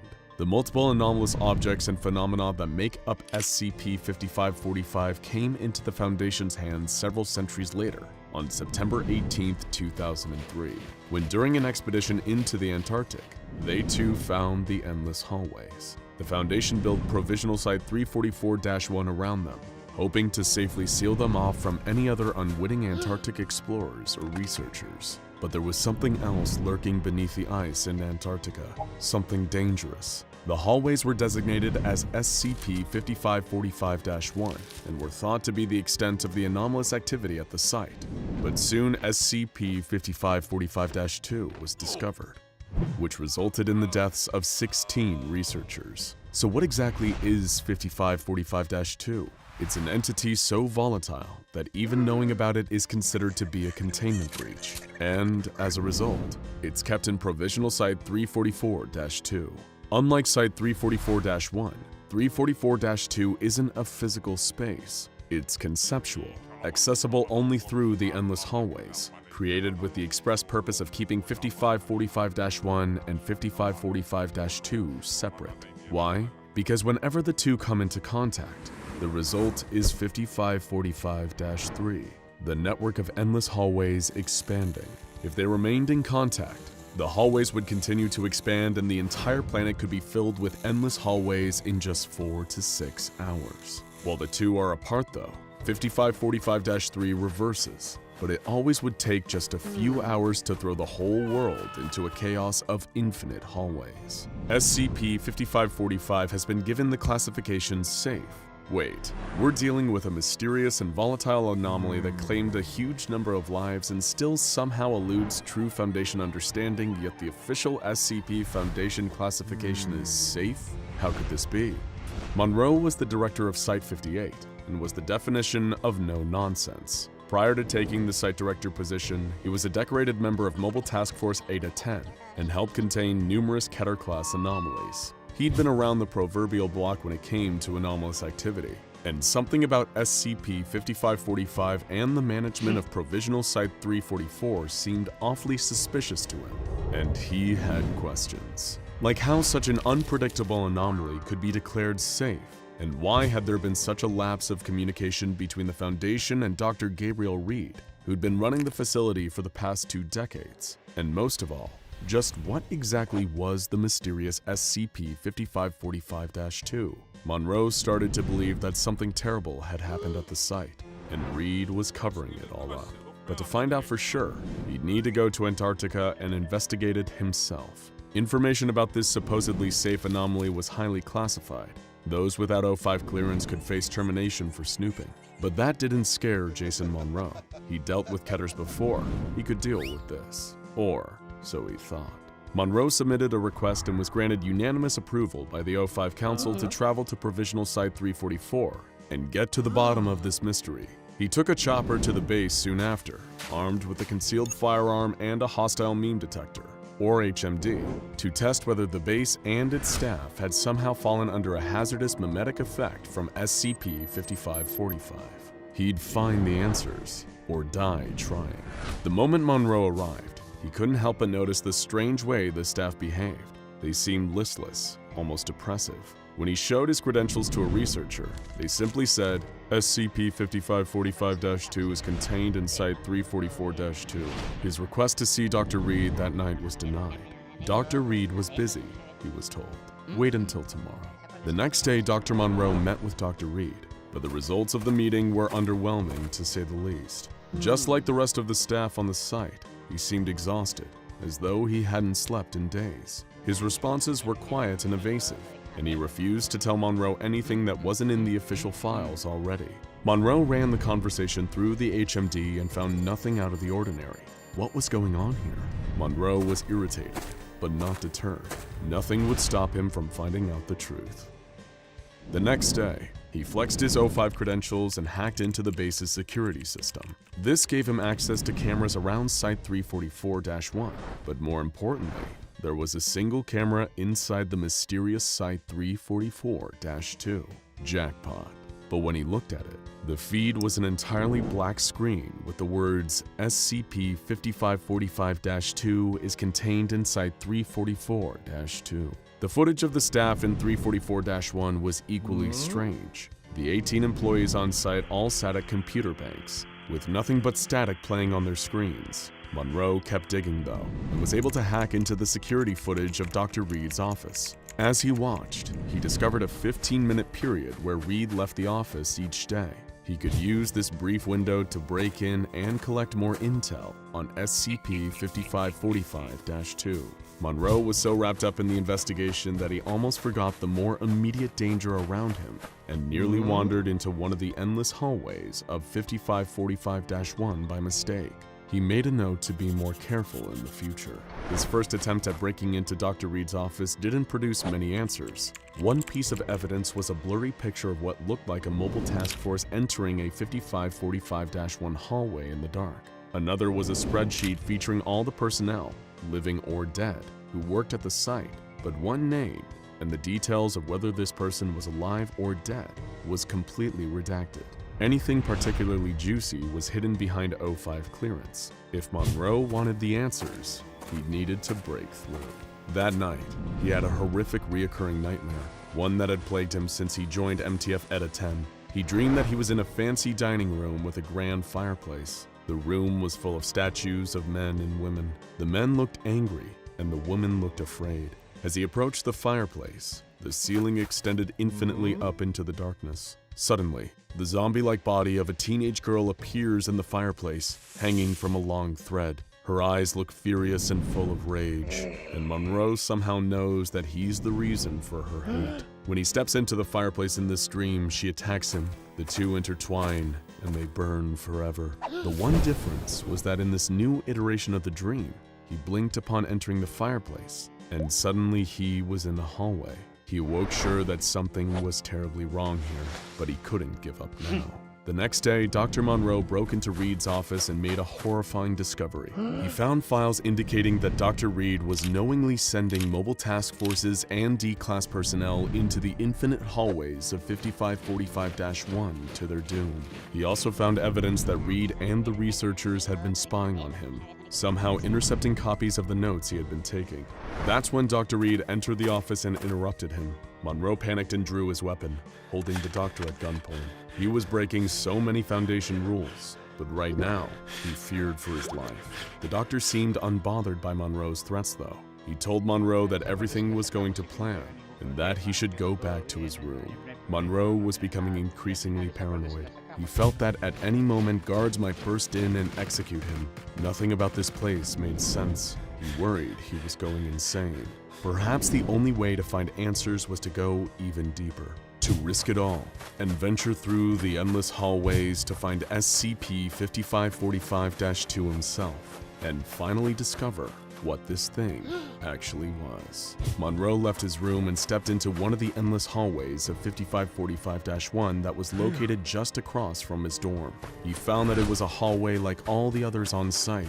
Plain, concrete, worn of age, with simple light fixtures on the walls. He walked for hours, recording with a concealed device. The lights suddenly went out, leaving him in complete darkness. When they flicked back on, he was in a very different environment. A grand old carpeted hallway, the kind you'd see in an old mansion. He broke into a cold sweat.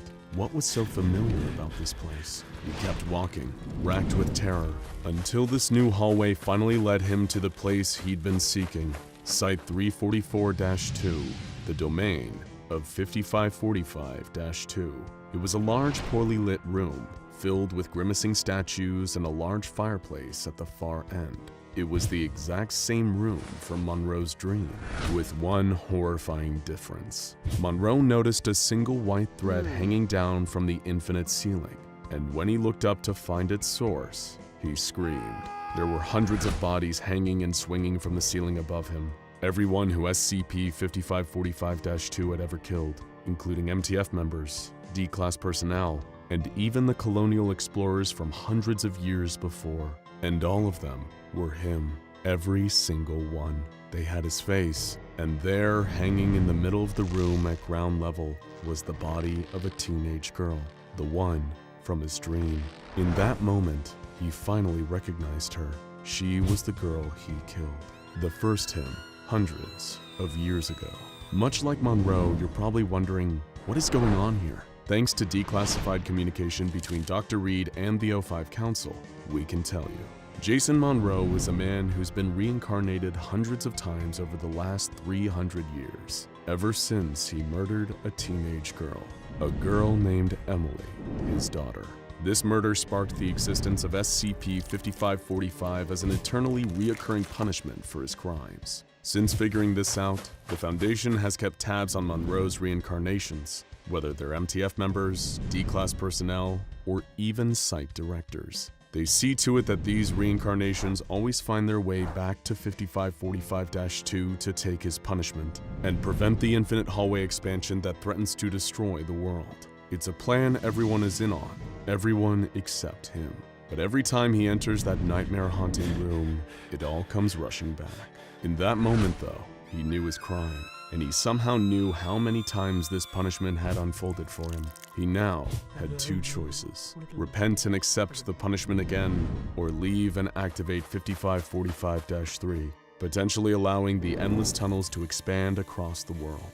Like his many predecessors, Monroe made the decent choice. He accepted his punishment and allowed his own string to coil around him as the lights in the room went off, one by one, leaving only darkness. Jason Monroe, that version of him, at least, was never seen again. But the SCP Foundation is already eyeing up his next reincarnation and preparing to let this twisted cycle play out all over again. Think back to your childhood for a moment. When you used to play hide and seek, where was your go-to hiding spot? The one place you knew for sure that no one would ever be able to find you. Outdoors, it might have been inside a garden shed or garage, or maybe you had a treehouse where you could lay low as the seekers searched hopelessly for you. Indoors, on the other hand, normally no hiding place can beat a wardrobe, closet, or cabinet when it comes to keeping yourself totally undetected. But what if there was a cabinet you could find yourself getting lost in? Something that looks small from the outside but that contains an unknowable amount of interior space within. We call it SCP-432, although some of the researchers have given it the rather adequate nickname of the Cabinet Maze. And it is why you are here, why we at the SCP Foundation have gathered you, because you'll be our next expedition inside SCP-432. Now, before you start to argue, we're not going to send you in there empty-handed. You'll be provided with the standard equipment for a mission like this. Make sure you've got your handheld flashlight with you and enough additional batteries. Your headsets have a microphone that will relay audio back to us at control, and we'll be watching everything through the camera units you will have mounted to your shoulders. You should also take 2 bottles of water each, and the same in energy bars. We said only 2, don't try to sneak extra. We'll know. Finally, you all need 8 sticks of these chalk markers. They're luminous. You're going to be leaving indicators once inside SCP-432, and that will help you navigate your way around. Well, they should help, hopefully.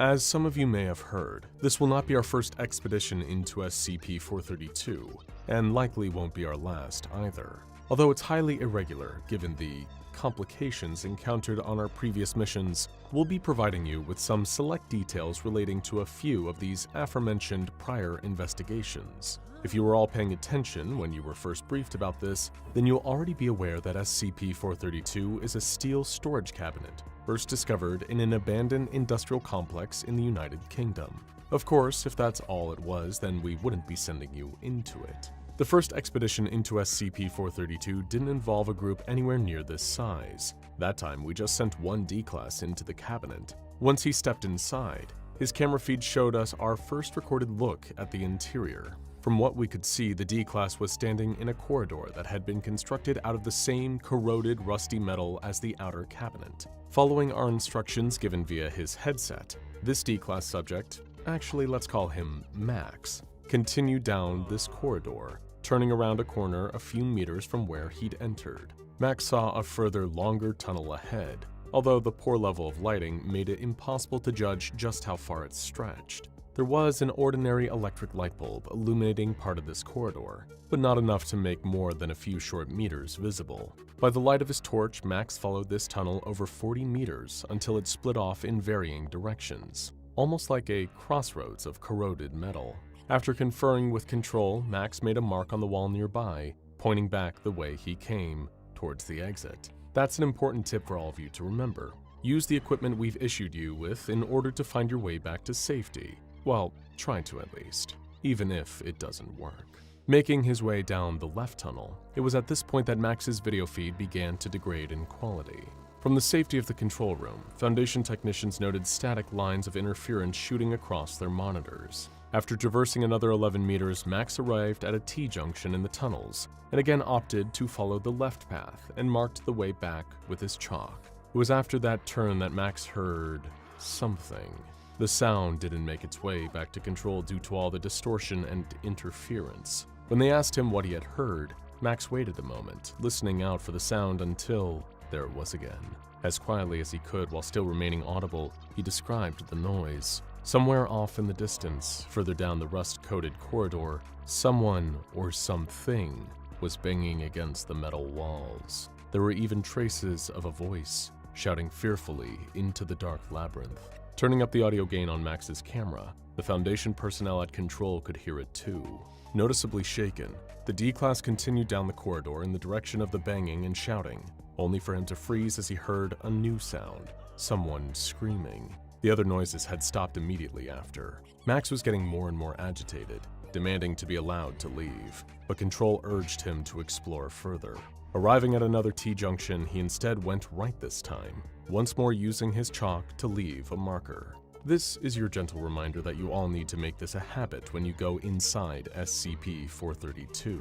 The right side tunnel of this junction led to a dead end, and doubling back to try the left-hand one only ended up yielding the same result. By this point, it had only been 37 minutes since Max had first entered SCP-432, and the Foundation doctor assigned to the cabinet decided this was enough for Expedition 1. Max was recalled, ordered to return to the entrance, and he began doubling back the way he'd come. He stopped at the crossroads, remarking that he'd heard another noise, and Control had picked up on the same thing. This time, it was the sound of the wind. A gentle breeze was blowing through the tunnel from somewhere deeper within the maze. Max's camera captured a few dead leaves drifting through one of the tunnels he hadn't yet explored. He was commanded to collect the leaves for analysis, much to his disapproval. By this point, he clearly wanted out. As Max followed the order and drew nearer to the uncharted corridor, the deafening sound of a roar echoed through the tunnel, sounding like that of a bear or a lion. In a panic, Max dashed back the way he'd come, directed by the chalk markings he'd left on the walls. Foundation Control demanded that he go back and investigate the source of the roaring, but he was beyond the point of listening now, desperate to get away from the dark, tangled mass of dimly lit metal tunnels. Screaming as he ran, Max sprinted through the SCP-432 cabinet, collapsing from the sheer, overwhelming rush of terror. Now, much like the first, Expedition Number 2 only utilized a single member of D-Class to explore more of SCP-432. Obviously, there's only so much ground one person can cover, which is why we've recruited so many of you for the next excursion. Don't worry, we've already run the numbers and calculated just how many of you will make it back in one piece. From the moment the subject of this second outing, who we'll call Carrie, was sent into SCP-432, her camera feed showed something particularly striking. The interior of the cabinet maze seemed to differ from how it began during Expedition 1. It was as if the extra-dimensional space within the metal storage cupboard had somehow changed itself, reconfiguring into a different layout. Instructed by Control, Carrie walked slowly down a long, straight corridor, which continued forward for about 100 meters before splitting into a two-way T-junction. Taking the right-hand route and leaving behind a marker, she proceeded a further 50 meters. This time around, the tunnels within SCP-432 were illuminated more frequently by light bulbs, but not quite enough. Carrie still needed her torch to see a little further into the darkness. She reached a crossroads, although it lacked any chalk markings, meaning it was not the same as the ones first encountered by Max. Control commanded Carrie to take the left side tunnel after leaving her own marker, and she then followed this new route until hitting a second crossroads. However, acting without orders from the Foundation, Carrie took the right side passageway. Despite admonishment from Control, she was allowed to continue. However, we would advise following any and all instructions put to you for the duration of time that you are inside SCP-432 later on. Ahead of her, Carrie's torchlight showed there to be a third crossroads, but something caused her to stop before she got closer. She reported the noise of a rhythmic banging that reverberated through the rusted metal walls of the labyrinth. Staying perfectly still, trying to keep her breathing low and quiet, Carrie nervously asked about what SCP-432 really was, and where that ominous sound was coming from. Naturally, Foundation Control did not provide any answers. As Carrie delved further into the labyrinth, her camera feed showed a number of the light bulbs in this corridor had been shattered, leaving shards of glass on the metal floor. Additionally, she noted that there was an unpleasant, stomach-churning odor in the air that smelled like something dead. Carrie noticed an object a few meters later, although her camera feed was beginning to cut in and out as she knelt down to examine what it was. She reported it was a sports sneaker, but as her camera refocused on the abandoned footwear, the feed suddenly shifted angles, tilting down towards the floor that was covered in blood. Carrie hadn't realized what it was at first. There was a layer of a dried brown substance on the corridor floor flaking off in places. Looking up under the light of her torch, Carrie noticed even more had been over the walls, although it must have been some time ago given how the blood had long started to dry out and crack. But that did little to make her feel comfortable at the sight of a long smear trailing away up the corridor. Despite her continued complaints about the sickening, decaying smell, Control instructed Carrie to collect the shoe and samples of the dried blood for testing. She asked to be let out of SCP-432, but Foundation personnel denied her request, telling her to continue further down the corridor, which she did at a much slower, more reluctant pace. It was only when her video and audio feed started to suffer heavy interference that Control told her to return. By now, Carrie was panicking, saying she could hear footsteps behind one of the walls and made her way back out at a far quicker speed. For security reasons, details pertaining to the Foundation's third SCP-432 expedition cannot be shared with you all. Don't worry, we can still provide you with information about the fourth and fifth attempts before you end up heading into the cabinet maze yourselves. In a departure from the initial two, the fourth of our expeditions featured a team of 3 personnel, 2 from D-Class, who will be referred to as Leo and Jade, and 1 SCP Foundation Technical Assistant, K. We aren't currently planning on sending any more of our own ranks into SCP-432, so when you venture in, you'll only have each other for company. Plus, whatever else is inside the labyrinth. Some of the standard exploration equipment was divided up amongst the group, with only Leo given the luminous chalk markers as well as a pry bar. Jade was the only member given a shoulder-mounted video unit, and for their own safety, Kay was issued with a firearm. The primary objective of this exploration of SCP-432 was to use an oxidylene cutting torch, operated by Kay, to cut through the corroded metal walls of the corridors within. Venturing inside, the team made their way along a series of turns that Foundation Control chose at random. They arrived at a crossroads, immediately noticing something that hadn't been present during the earlier expeditions. The northmost passageway of the crossroads had two large steel pipes attached to the walls, almost like those found in factories or other industrial settings. Upon receiving a message from Control to examine the pipes, Kay remarked that the metalwork was cold to the touch, seemingly with liquid passing through them, as if these were some form of plumbing system. Kay requested to cut the pipes open using the blowtorch, but Control denied and instructed the groups to follow them instead. They did so for around 300 meters, only to find the pipes continued through a wall that blocked the team's path. Under orders to do so, Kay ignited the oxidylene torch and began attempting to cut through the metal surface that stood like a dead end in their way. It was at that point that Jade reported hearing something behind them, although a sweep of her camera showed the corridor was empty, or, at the very least, it appeared to be empty. Having made a few cuts into the metal wall, Kay then allowed Leo to use his pry bar to try and lever a section of it open to allow the group a way to climb through. The moment he did, a loud roar was heard coming from behind the wall. The terrifying animalistic sound caused Jade to scream, backing away in fear, only for something on the other side of the metal to punch at the blowtorched wall with enough force to bend its rusted surface outwards. The video feed from Jade's camera unit began to sporadically cut in and out, along with the audio, but what did come through were clear sounds of a struggle, violent roaring and gunfire from Kay's sidearm, along with screaming from all three members of the expedition team. There was something else inside the cabinet maze, some indigenous life form that roamed the long, dark metal corridors that was attacking the latest three to venture inside. Only Jade made it back to the entrance of the labyrinth by following the chalk markers the group had been leaving on the walls along the way. It is because of how effective this practice is that we've been encouraging you to make sure you do the same once inside SCP-432. By the time this D-Class returned, she was in clear state of complete and utter distress, as well as being severely injured. She was covered in blood, not all of it her own. Neither Jade's fellow D-Class, Leo, nor Foundation Technical Assistant Kay made it back. The personnel waiting outside the rusty cabinet had to shut SCP-432 after Jade emerged in order to prevent whatever creature was inside from escaping. When they reopened the doors after enough time had elapsed, the interior corridors of SCP-432 had reconfigured themselves again, meaning the other two members of Expedition 4 were lost. As for D-Class member D-8321, she was terminated shortly after being debriefed. What was perhaps most curious about this, though, was that Foundation personnel found a large tuft of brown animal hair had been caught in her equipment harness, presumably during the attack. The hair smelt notably unpleasant, but analysis showed that it belonged to a known family of animal. However, there was also a number of notable irregularities within its DNA. Now that brings us on to Expedition number 5. In a return to form, only a single member of D-Class, we'll call him Mike, was sent into SCP-432 this time.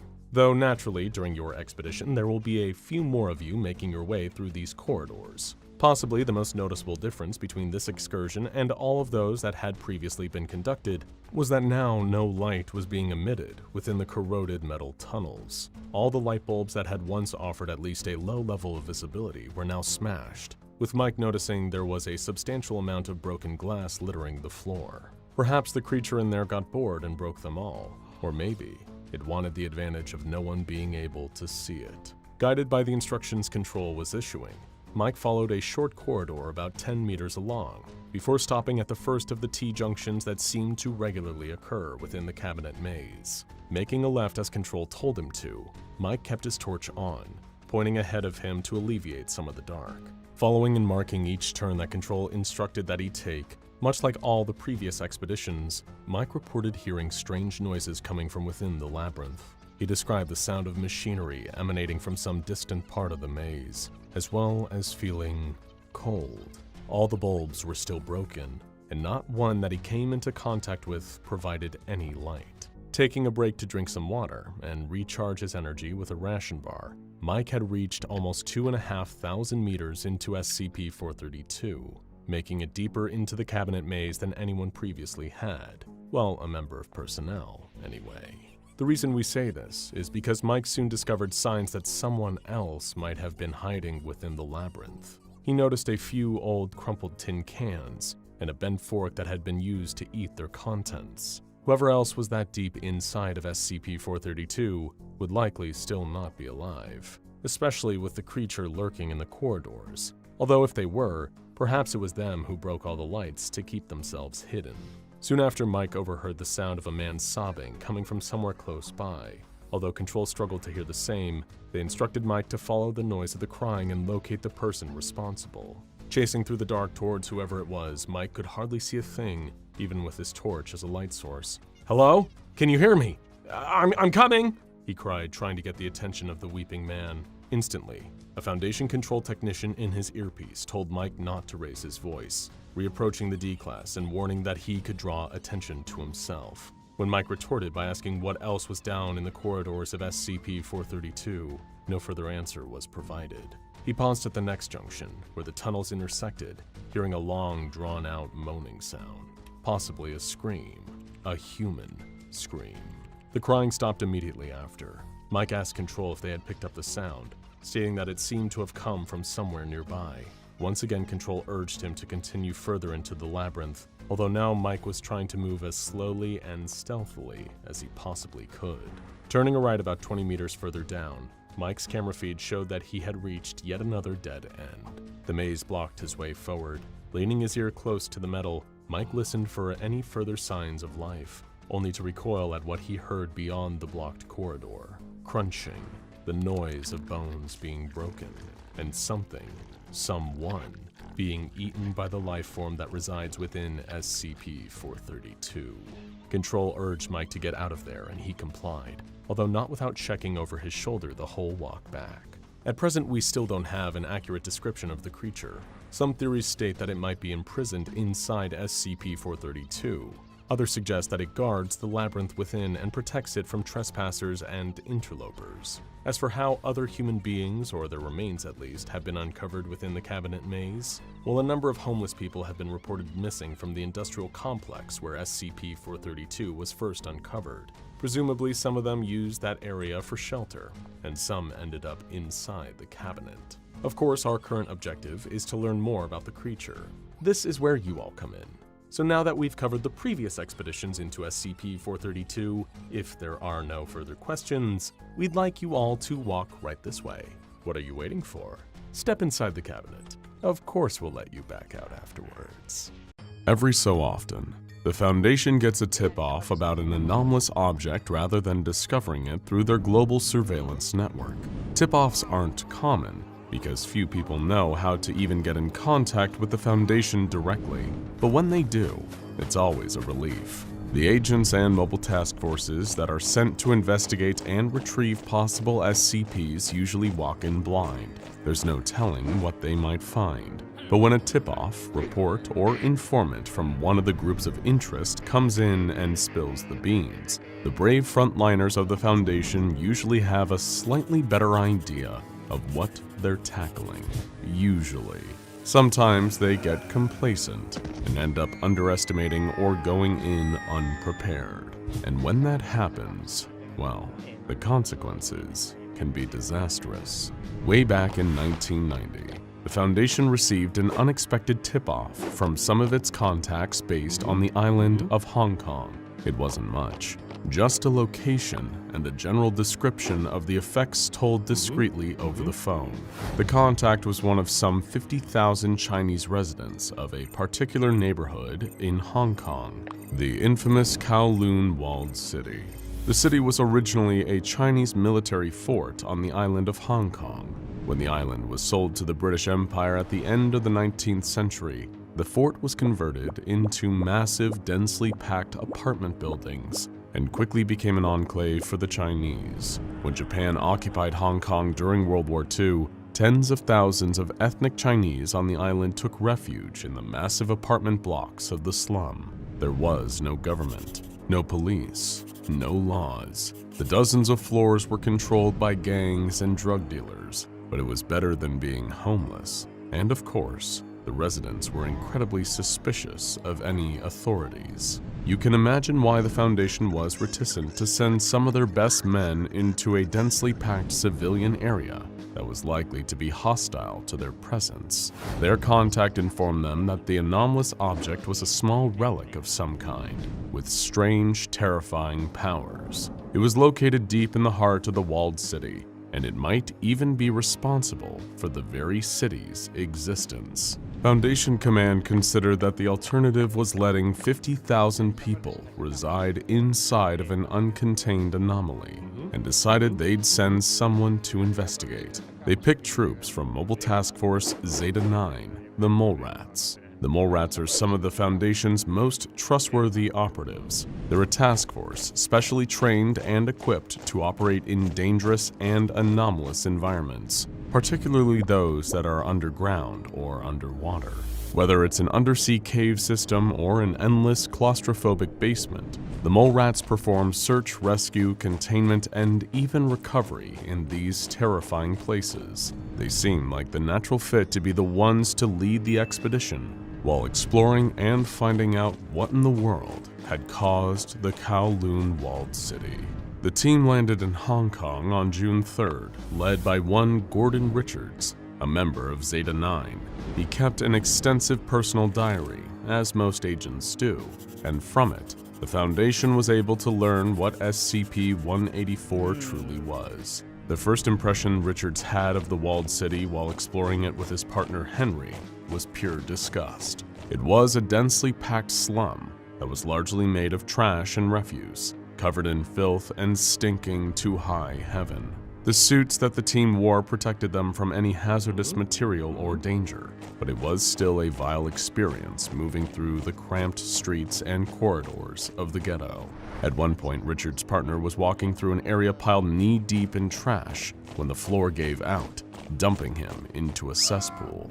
On their first day, they learned practically nothing from the locals. The residents of the walled city were suspicious of outsiders. They'd either avoid the agents or throw trash and insults at them from afar in Cantonese and sometimes Mandarin.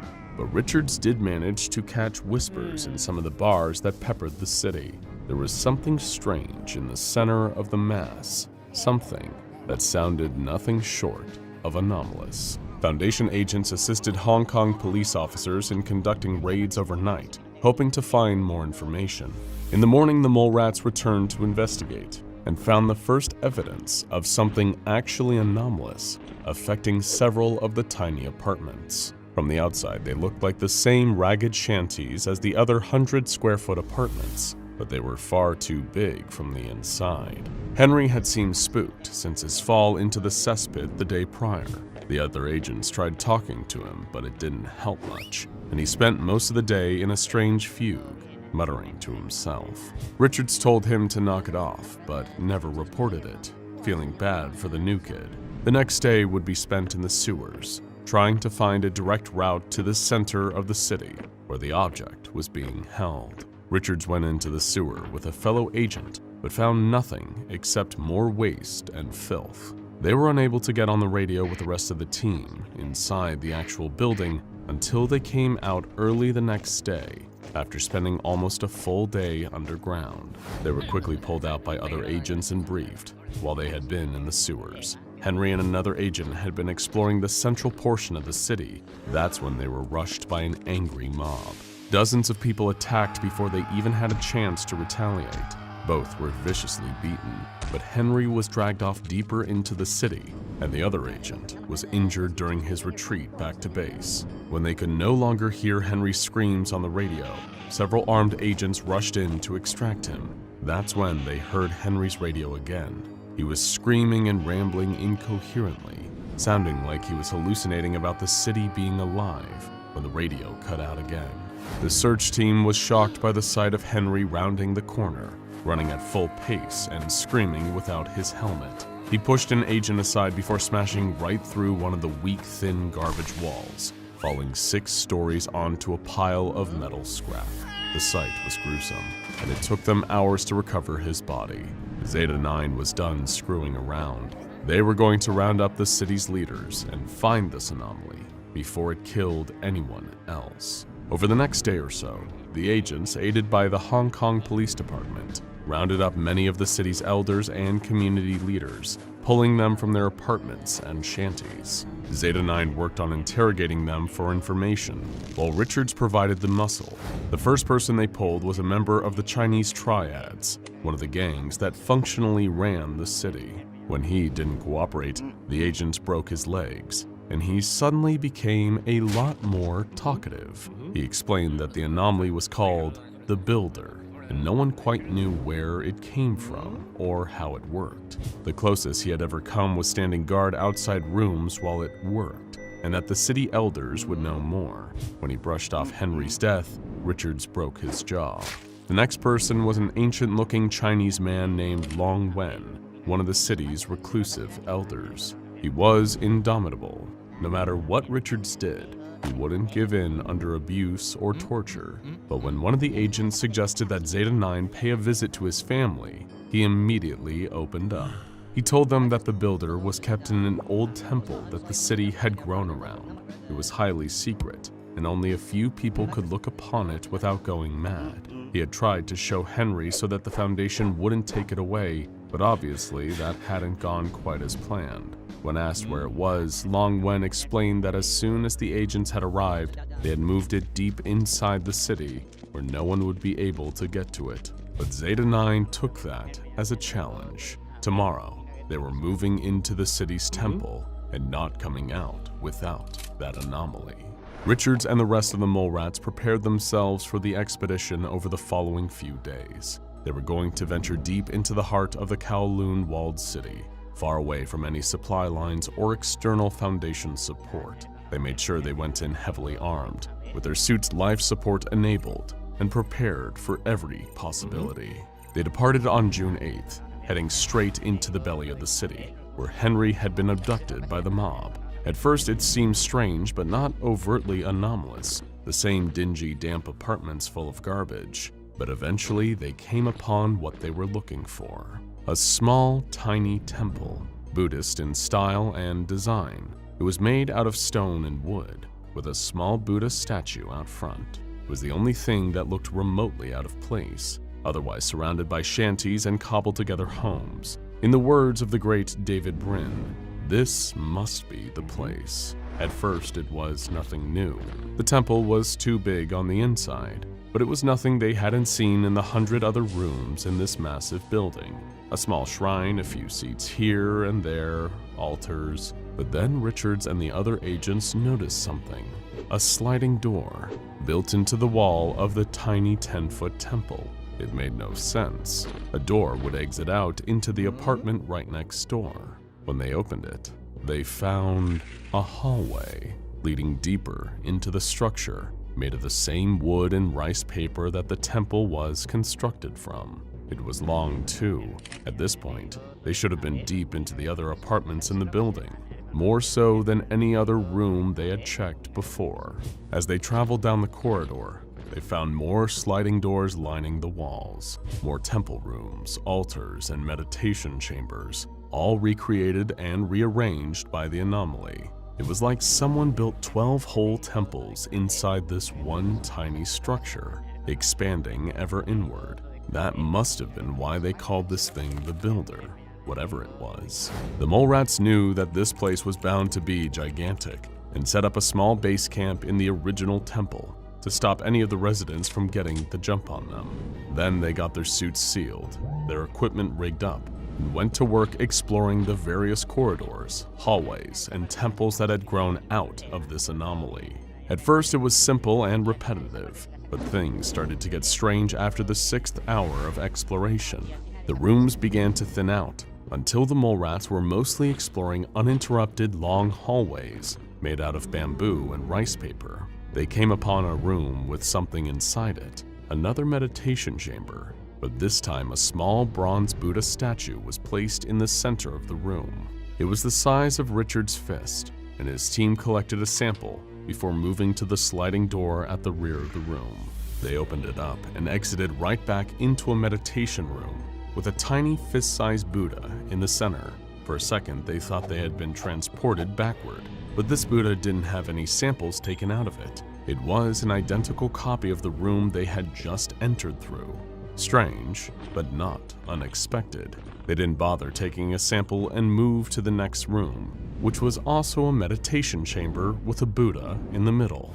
All in all, they found 83 rooms in a row that were identical copies of that one chamber with the Buddha, connected by the sliding doors. After that experience and a few hallways later, they came upon another familiar sight. A perfect recreation of the original altar room they had entered into the temple from, but with one difference. Rather than being made out of planks of wood and stone, this room seemed to be carved from a single massive piece of wood with no seams or breaks. There were no tool marks anywhere, and it looked as though it'd been somehow naturally formed, but they did find a small collection of documents written in Chinese in the corner. They scanned the documents and sent digital copies back to HQ. The agents at the base responded. The anomaly had been designated SCP-184, and the temple goers seemed to think it was a gift from God.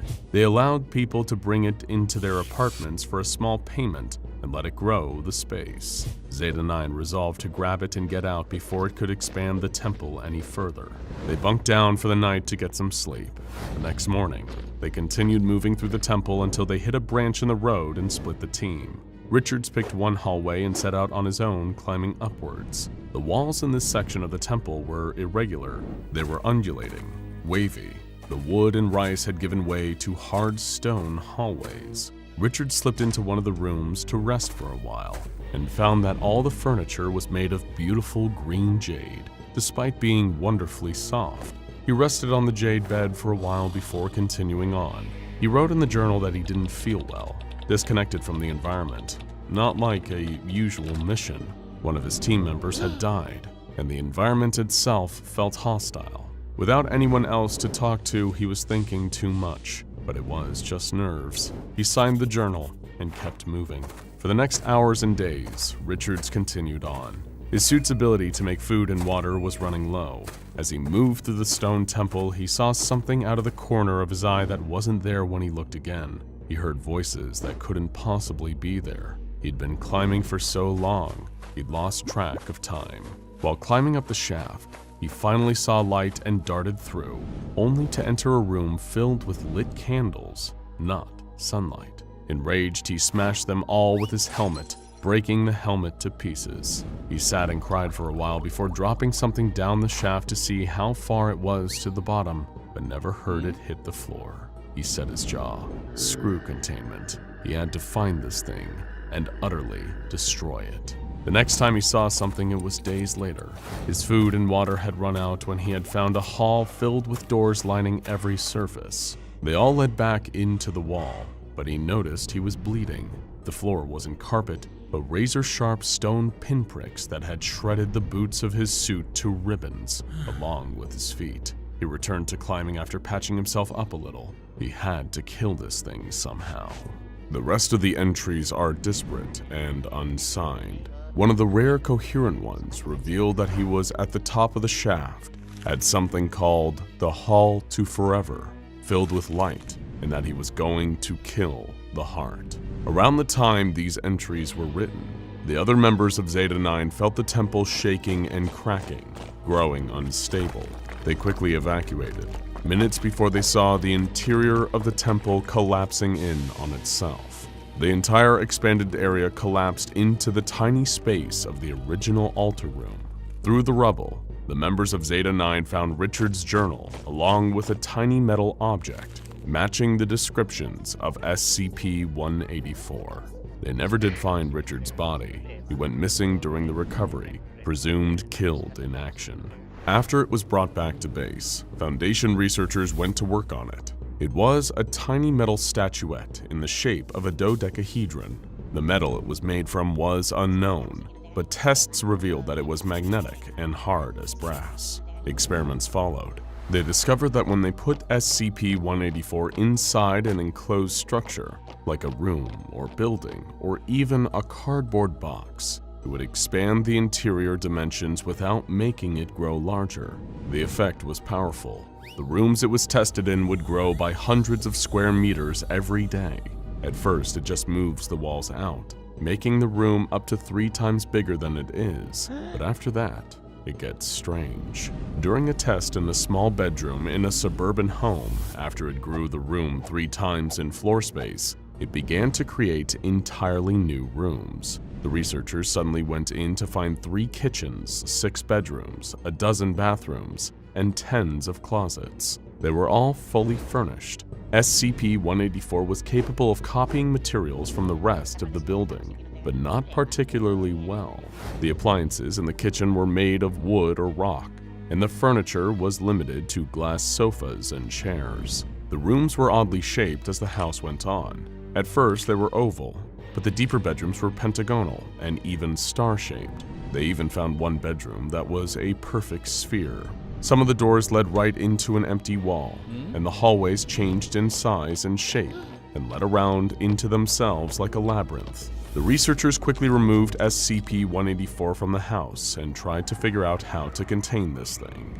If there's one thing the Foundation is good at, it's locking things up in boxes. But locking this thing up in a box is the most dangerous thing they could possibly do. One researcher had an out-of-the-box idea. SCP-184 was placed between 2 electromagnets, which kept it floating in mid-air and made it impossible to pull away. That solved half the problem, and the Foundation knew exactly where to put it without enclosing it in a space. Only a few years after the events of Zeta-9's recovery, the Hong Kong government finally demolished the massive Kowloon walled city, replacing it with an open park commemorating the site, with many statuaries and relics from the city. The Foundation made sure they were able to install SCP-184's electromagnets as another statuary inside a gazebo, finally containing SCP-184 right where it had been all along. Be it ever so humble, there's no place like eternally recursive home. Whether these are 5-star luxury suites or seedy roach motels, there's something undeniably a little eerie about hotels. They're liminal spaces, transitional spots between origins and destinations. We've seen countless creepy hotel rooms in the horror genre, from Room 237 in The Shining's Overlook Hotel to the infamous Room 1408. But have you ever heard of Room 710, also known by a different number, SCP-2432? This hotel room is one of the most terrifying out there, but the funny thing is, you won't ever hear a bad word said about it. Room 710 has glowing, if a little strangely worded, reviews across the board, and when you see how people rave about it online, you'll find yourself unable to resist paying it a visit. But don't be nervous, all these people can't be wrong, right? And after all, it's just a room. What kind of harm could a room really do? Let's ask Chuck Peel, one of the many victims of SCP-2432. He was a traveling businessman, caught in the rat race of relentless sales pitches and conferences that felt like they were slowly but surely sucking out his soul. His next conference was in State College, Pennsylvania, and he'd spend the evening researching different places he could potentially stay during the trip. Chuck had been disenchanted with chain hotels over the years. Seeing the exact same setups again and again all across the country only worsened the feeling that his life was going nowhere. That's why whenever he was traveling out of town, he always tried to find an interesting, independent place to hang his hat. That's what led him to the Redacted Hotel. The pictures seemed nice, sure, but what really caught his eye were the positively fantastic reviews. Little note, certain details have been redacted to avoid subjecting you, the viewer, to the mimetic effects nested in these reviews. After all, we wouldn't want you to develop a sudden hankering for Room 710 and start buying your tickets to State College, Pennsylvania. The first review found on TripAdvisor said, Another great stay in this fabulous hotel. The room was perfect, the staff friendly as always, and of course no better location than on this plane of many halves. I've enjoyed a drink at the friendly bar. This time I added a wonderful escape, and breakfast was cold and breakfast was warm. The restaurant has lovely ambience, and the food was over the top, alive and kicking. Woo! Would stifle again. My husband eats out often and felt that this was one of the best one ever. Another great stay in this fabulous hotel. One more great item to add to the redacted. Another great stay in this fabulous hotel. Stayed July 1999, traveled with 3 family members. The second review, this time posted on Yelp, read, "We sailed on our boat into State College from outside State College through the night and the cold and arrived at 8 a.m. in State College. The hotel desk staff allowed us to check in and out 8 a.m. in the evening with our 64 young boys. This was absolutely awesome customer service. We can't thank you enough for allowing us to check in oh so early in State College. Earlier than war. The rest of the stay was fine. We spent almost all of our time in the room, mostly just to sleep. This location is ultra convenient with downtown State College and allowed me to make a midnight run for some of my favorite State College meat while the family was sleeping in State College downtown. Redacted. Downtown." And the final review, which Chuck Peel found particularly compelling, read, "Been coming to this region for 14 stone. What a blast. Scores of humans wandering the streets and staffing the hotel. My husband and I have walked drooling path to get here. Bed in room 710 was soft and cozy and appreciated the decor, would recommend the bed, and specifically the bed. Redacted. In the pool, and it was lovely crisp blue hydrogen and you could see all the people relax into a meandering menace. Towel slightly dirty. Gym was full of usable equipment, so you could train not in fear. And the local wildlife was remarkable. I visited the town in the past and have not seen many puma being feasted on. Redacted. And the toucan man were especially numerous today. Arrived July 2019, staying 3 days, months, 10 years. Well, these may seem like utter nonsense to you. To someone reading them without the key mimetic trigger phrases redacted, they create an irresistible urge to visit the hotel and stay in room 710. It was an urge so primal and powerful that he couldn't wait to get going. If only because he could finally stay in this wonderful hotel and see what all this fuss was about. He booked his tickets, and a few days later, he was at the check-in desk. Something you need to understand is that room 710 is extremely subtle in its anomalous methods. Unlike room 237 or room 1408, it won't attack the victims with ghosts or mind-warping hallucinations, nor will it drive them into acts of horrific violence against the ones they love or acts of self-destruction. One of the frightening things about room 710 is that while you're actually inside it, you can have an extremely pleasant stay. It's only once you leave that things start becoming truly terrifying, but we'll get to that when we get to it. Chuck made his way up to the room to take a shower and take the weight off his feet, and sure enough, the room seemed positively luxurious. 2 queen-size beds with fine linen, a spacious closet, a large flat-screen television, and a well-appointed bathroom with a combo shower bath. This was heaven. Sure, it was one more bed than he needed, but this meant he had a choice of which one he could sleep on. Fantastic. This is the insidious power of SCP-2432. There's nothing overt about the harm it causes at first. Chuck was more worried about the impending conference than he was about the fact he was in the belly of the anomalous beast. However, the SCP Foundation, through later analysis of the room, found that the anomalous elements aren't entirely ephemeral. There are certain details about the physical makeup of the room that causes and amplifies its effects. The walls are reinforced with hyper-strong aramid fibers, and it's believed that the very makeup of the room serves to create mind-warping oscillations that are undetectable to the conscious mind, but are particularly potent when the victim is asleep. Chuck didn't know it, but every moment he spent in that room, it was crawling into his head just that little bit more. He was already subconsciously composing his nonsensical mimetic review of the place. As the night drew to a close, Chuck decided to relax and enjoy some television. The hotel's website boasted a wide variety of channels after all. But after switching through a few different channels, he came to rest at a channel simply called Room News. It was simple but soothing. An image of a sailboat in the middle of a pastoral lake, while what sounded like cheerful elevator music played. Chuck simply sat and enjoyed the relaxing ambiance for a moment before the music was interrupted by a deep British voice who began delivering a strange monologue. For reasons he couldn't quite explain, Chuck felt that this voice was speaking directly to him. "Let me describe something to you. This is a true story. It really happened to me. It could have happened to you. Every day you wake up and you go to your job, and there's just something off about your boss. He's weird and clingy and strange. Your workers are nice enough, but they don't communicate. They are quiet and out of it and absorbed in their own little worlds, and you are ignored. Not because you are ugly or awkward or rude, but because you are there. And you suspect things about your coworkers. Despite their habits and strange things each of them places on their Twitter pages, they seem to be doing so much better than you. How are you falling behind? And you should love the job. It is your passion. Most would die to be doing a job they are passionate about. You really should, but you can't. Wonder becomes routine, and routine becomes drudgery, and it's day in and day out, and you struggle to maintain your soul.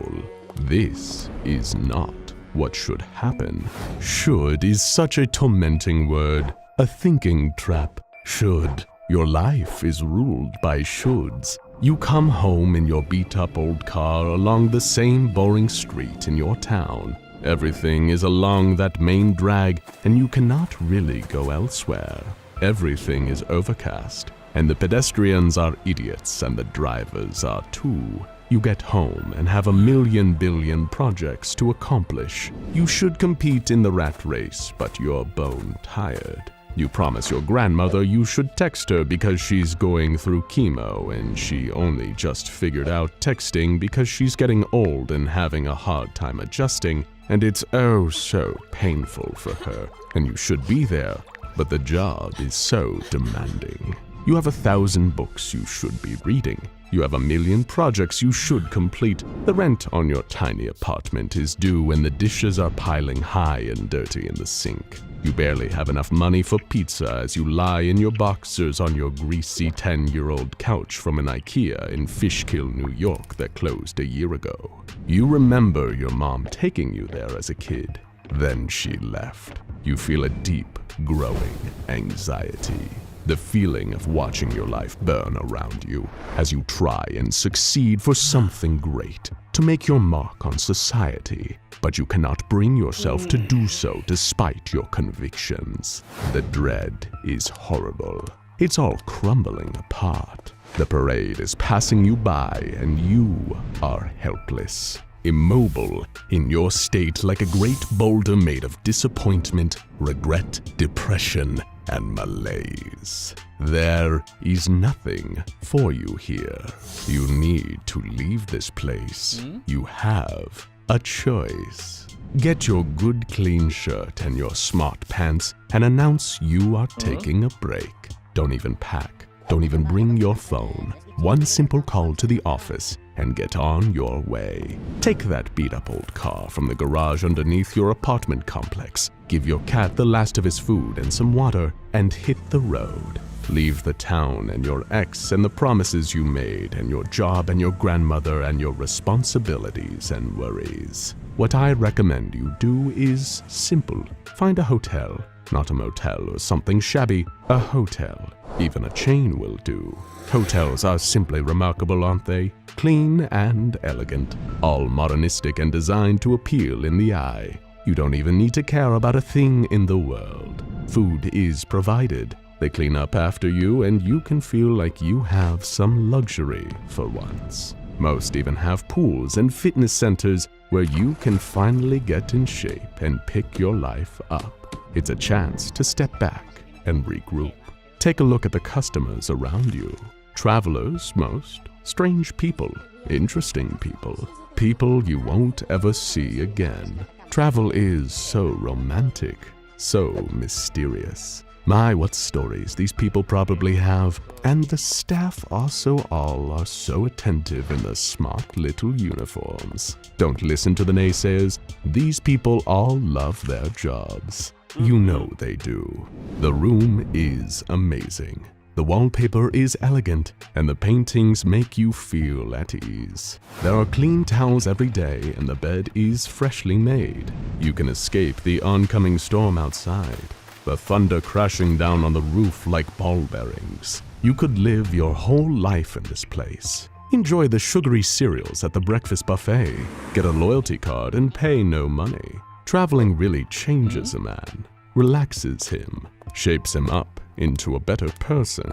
You become a better person by staying in a hotel. Strong, social, a proper soldier. You adapt to the hotel mindset. Enjoy the soft music and eat that fresh waffle. Grab a beer in the evening with your fellow transients from the attached sports bar. Relax and watch that old showing of that superhero movie on your TV. Live here forever. Enjoy the hotel. Become the hotel. Never leave. Why would you want to leave? Even when you do walk out of these pristine glass sliding doors, you are empty. The hotel is in your soul now, and you feel a worse person away from it. You feel yourself slipping back into that gray life. A black hole is in your heart. Your soul is the hotel. Your consciousness is the hotel. You are now one with your accommodations. Your accommodations are your life. Ascend. Isn't that lovely? As he fell asleep, Chuck found himself nodding. Yes, that is lovely.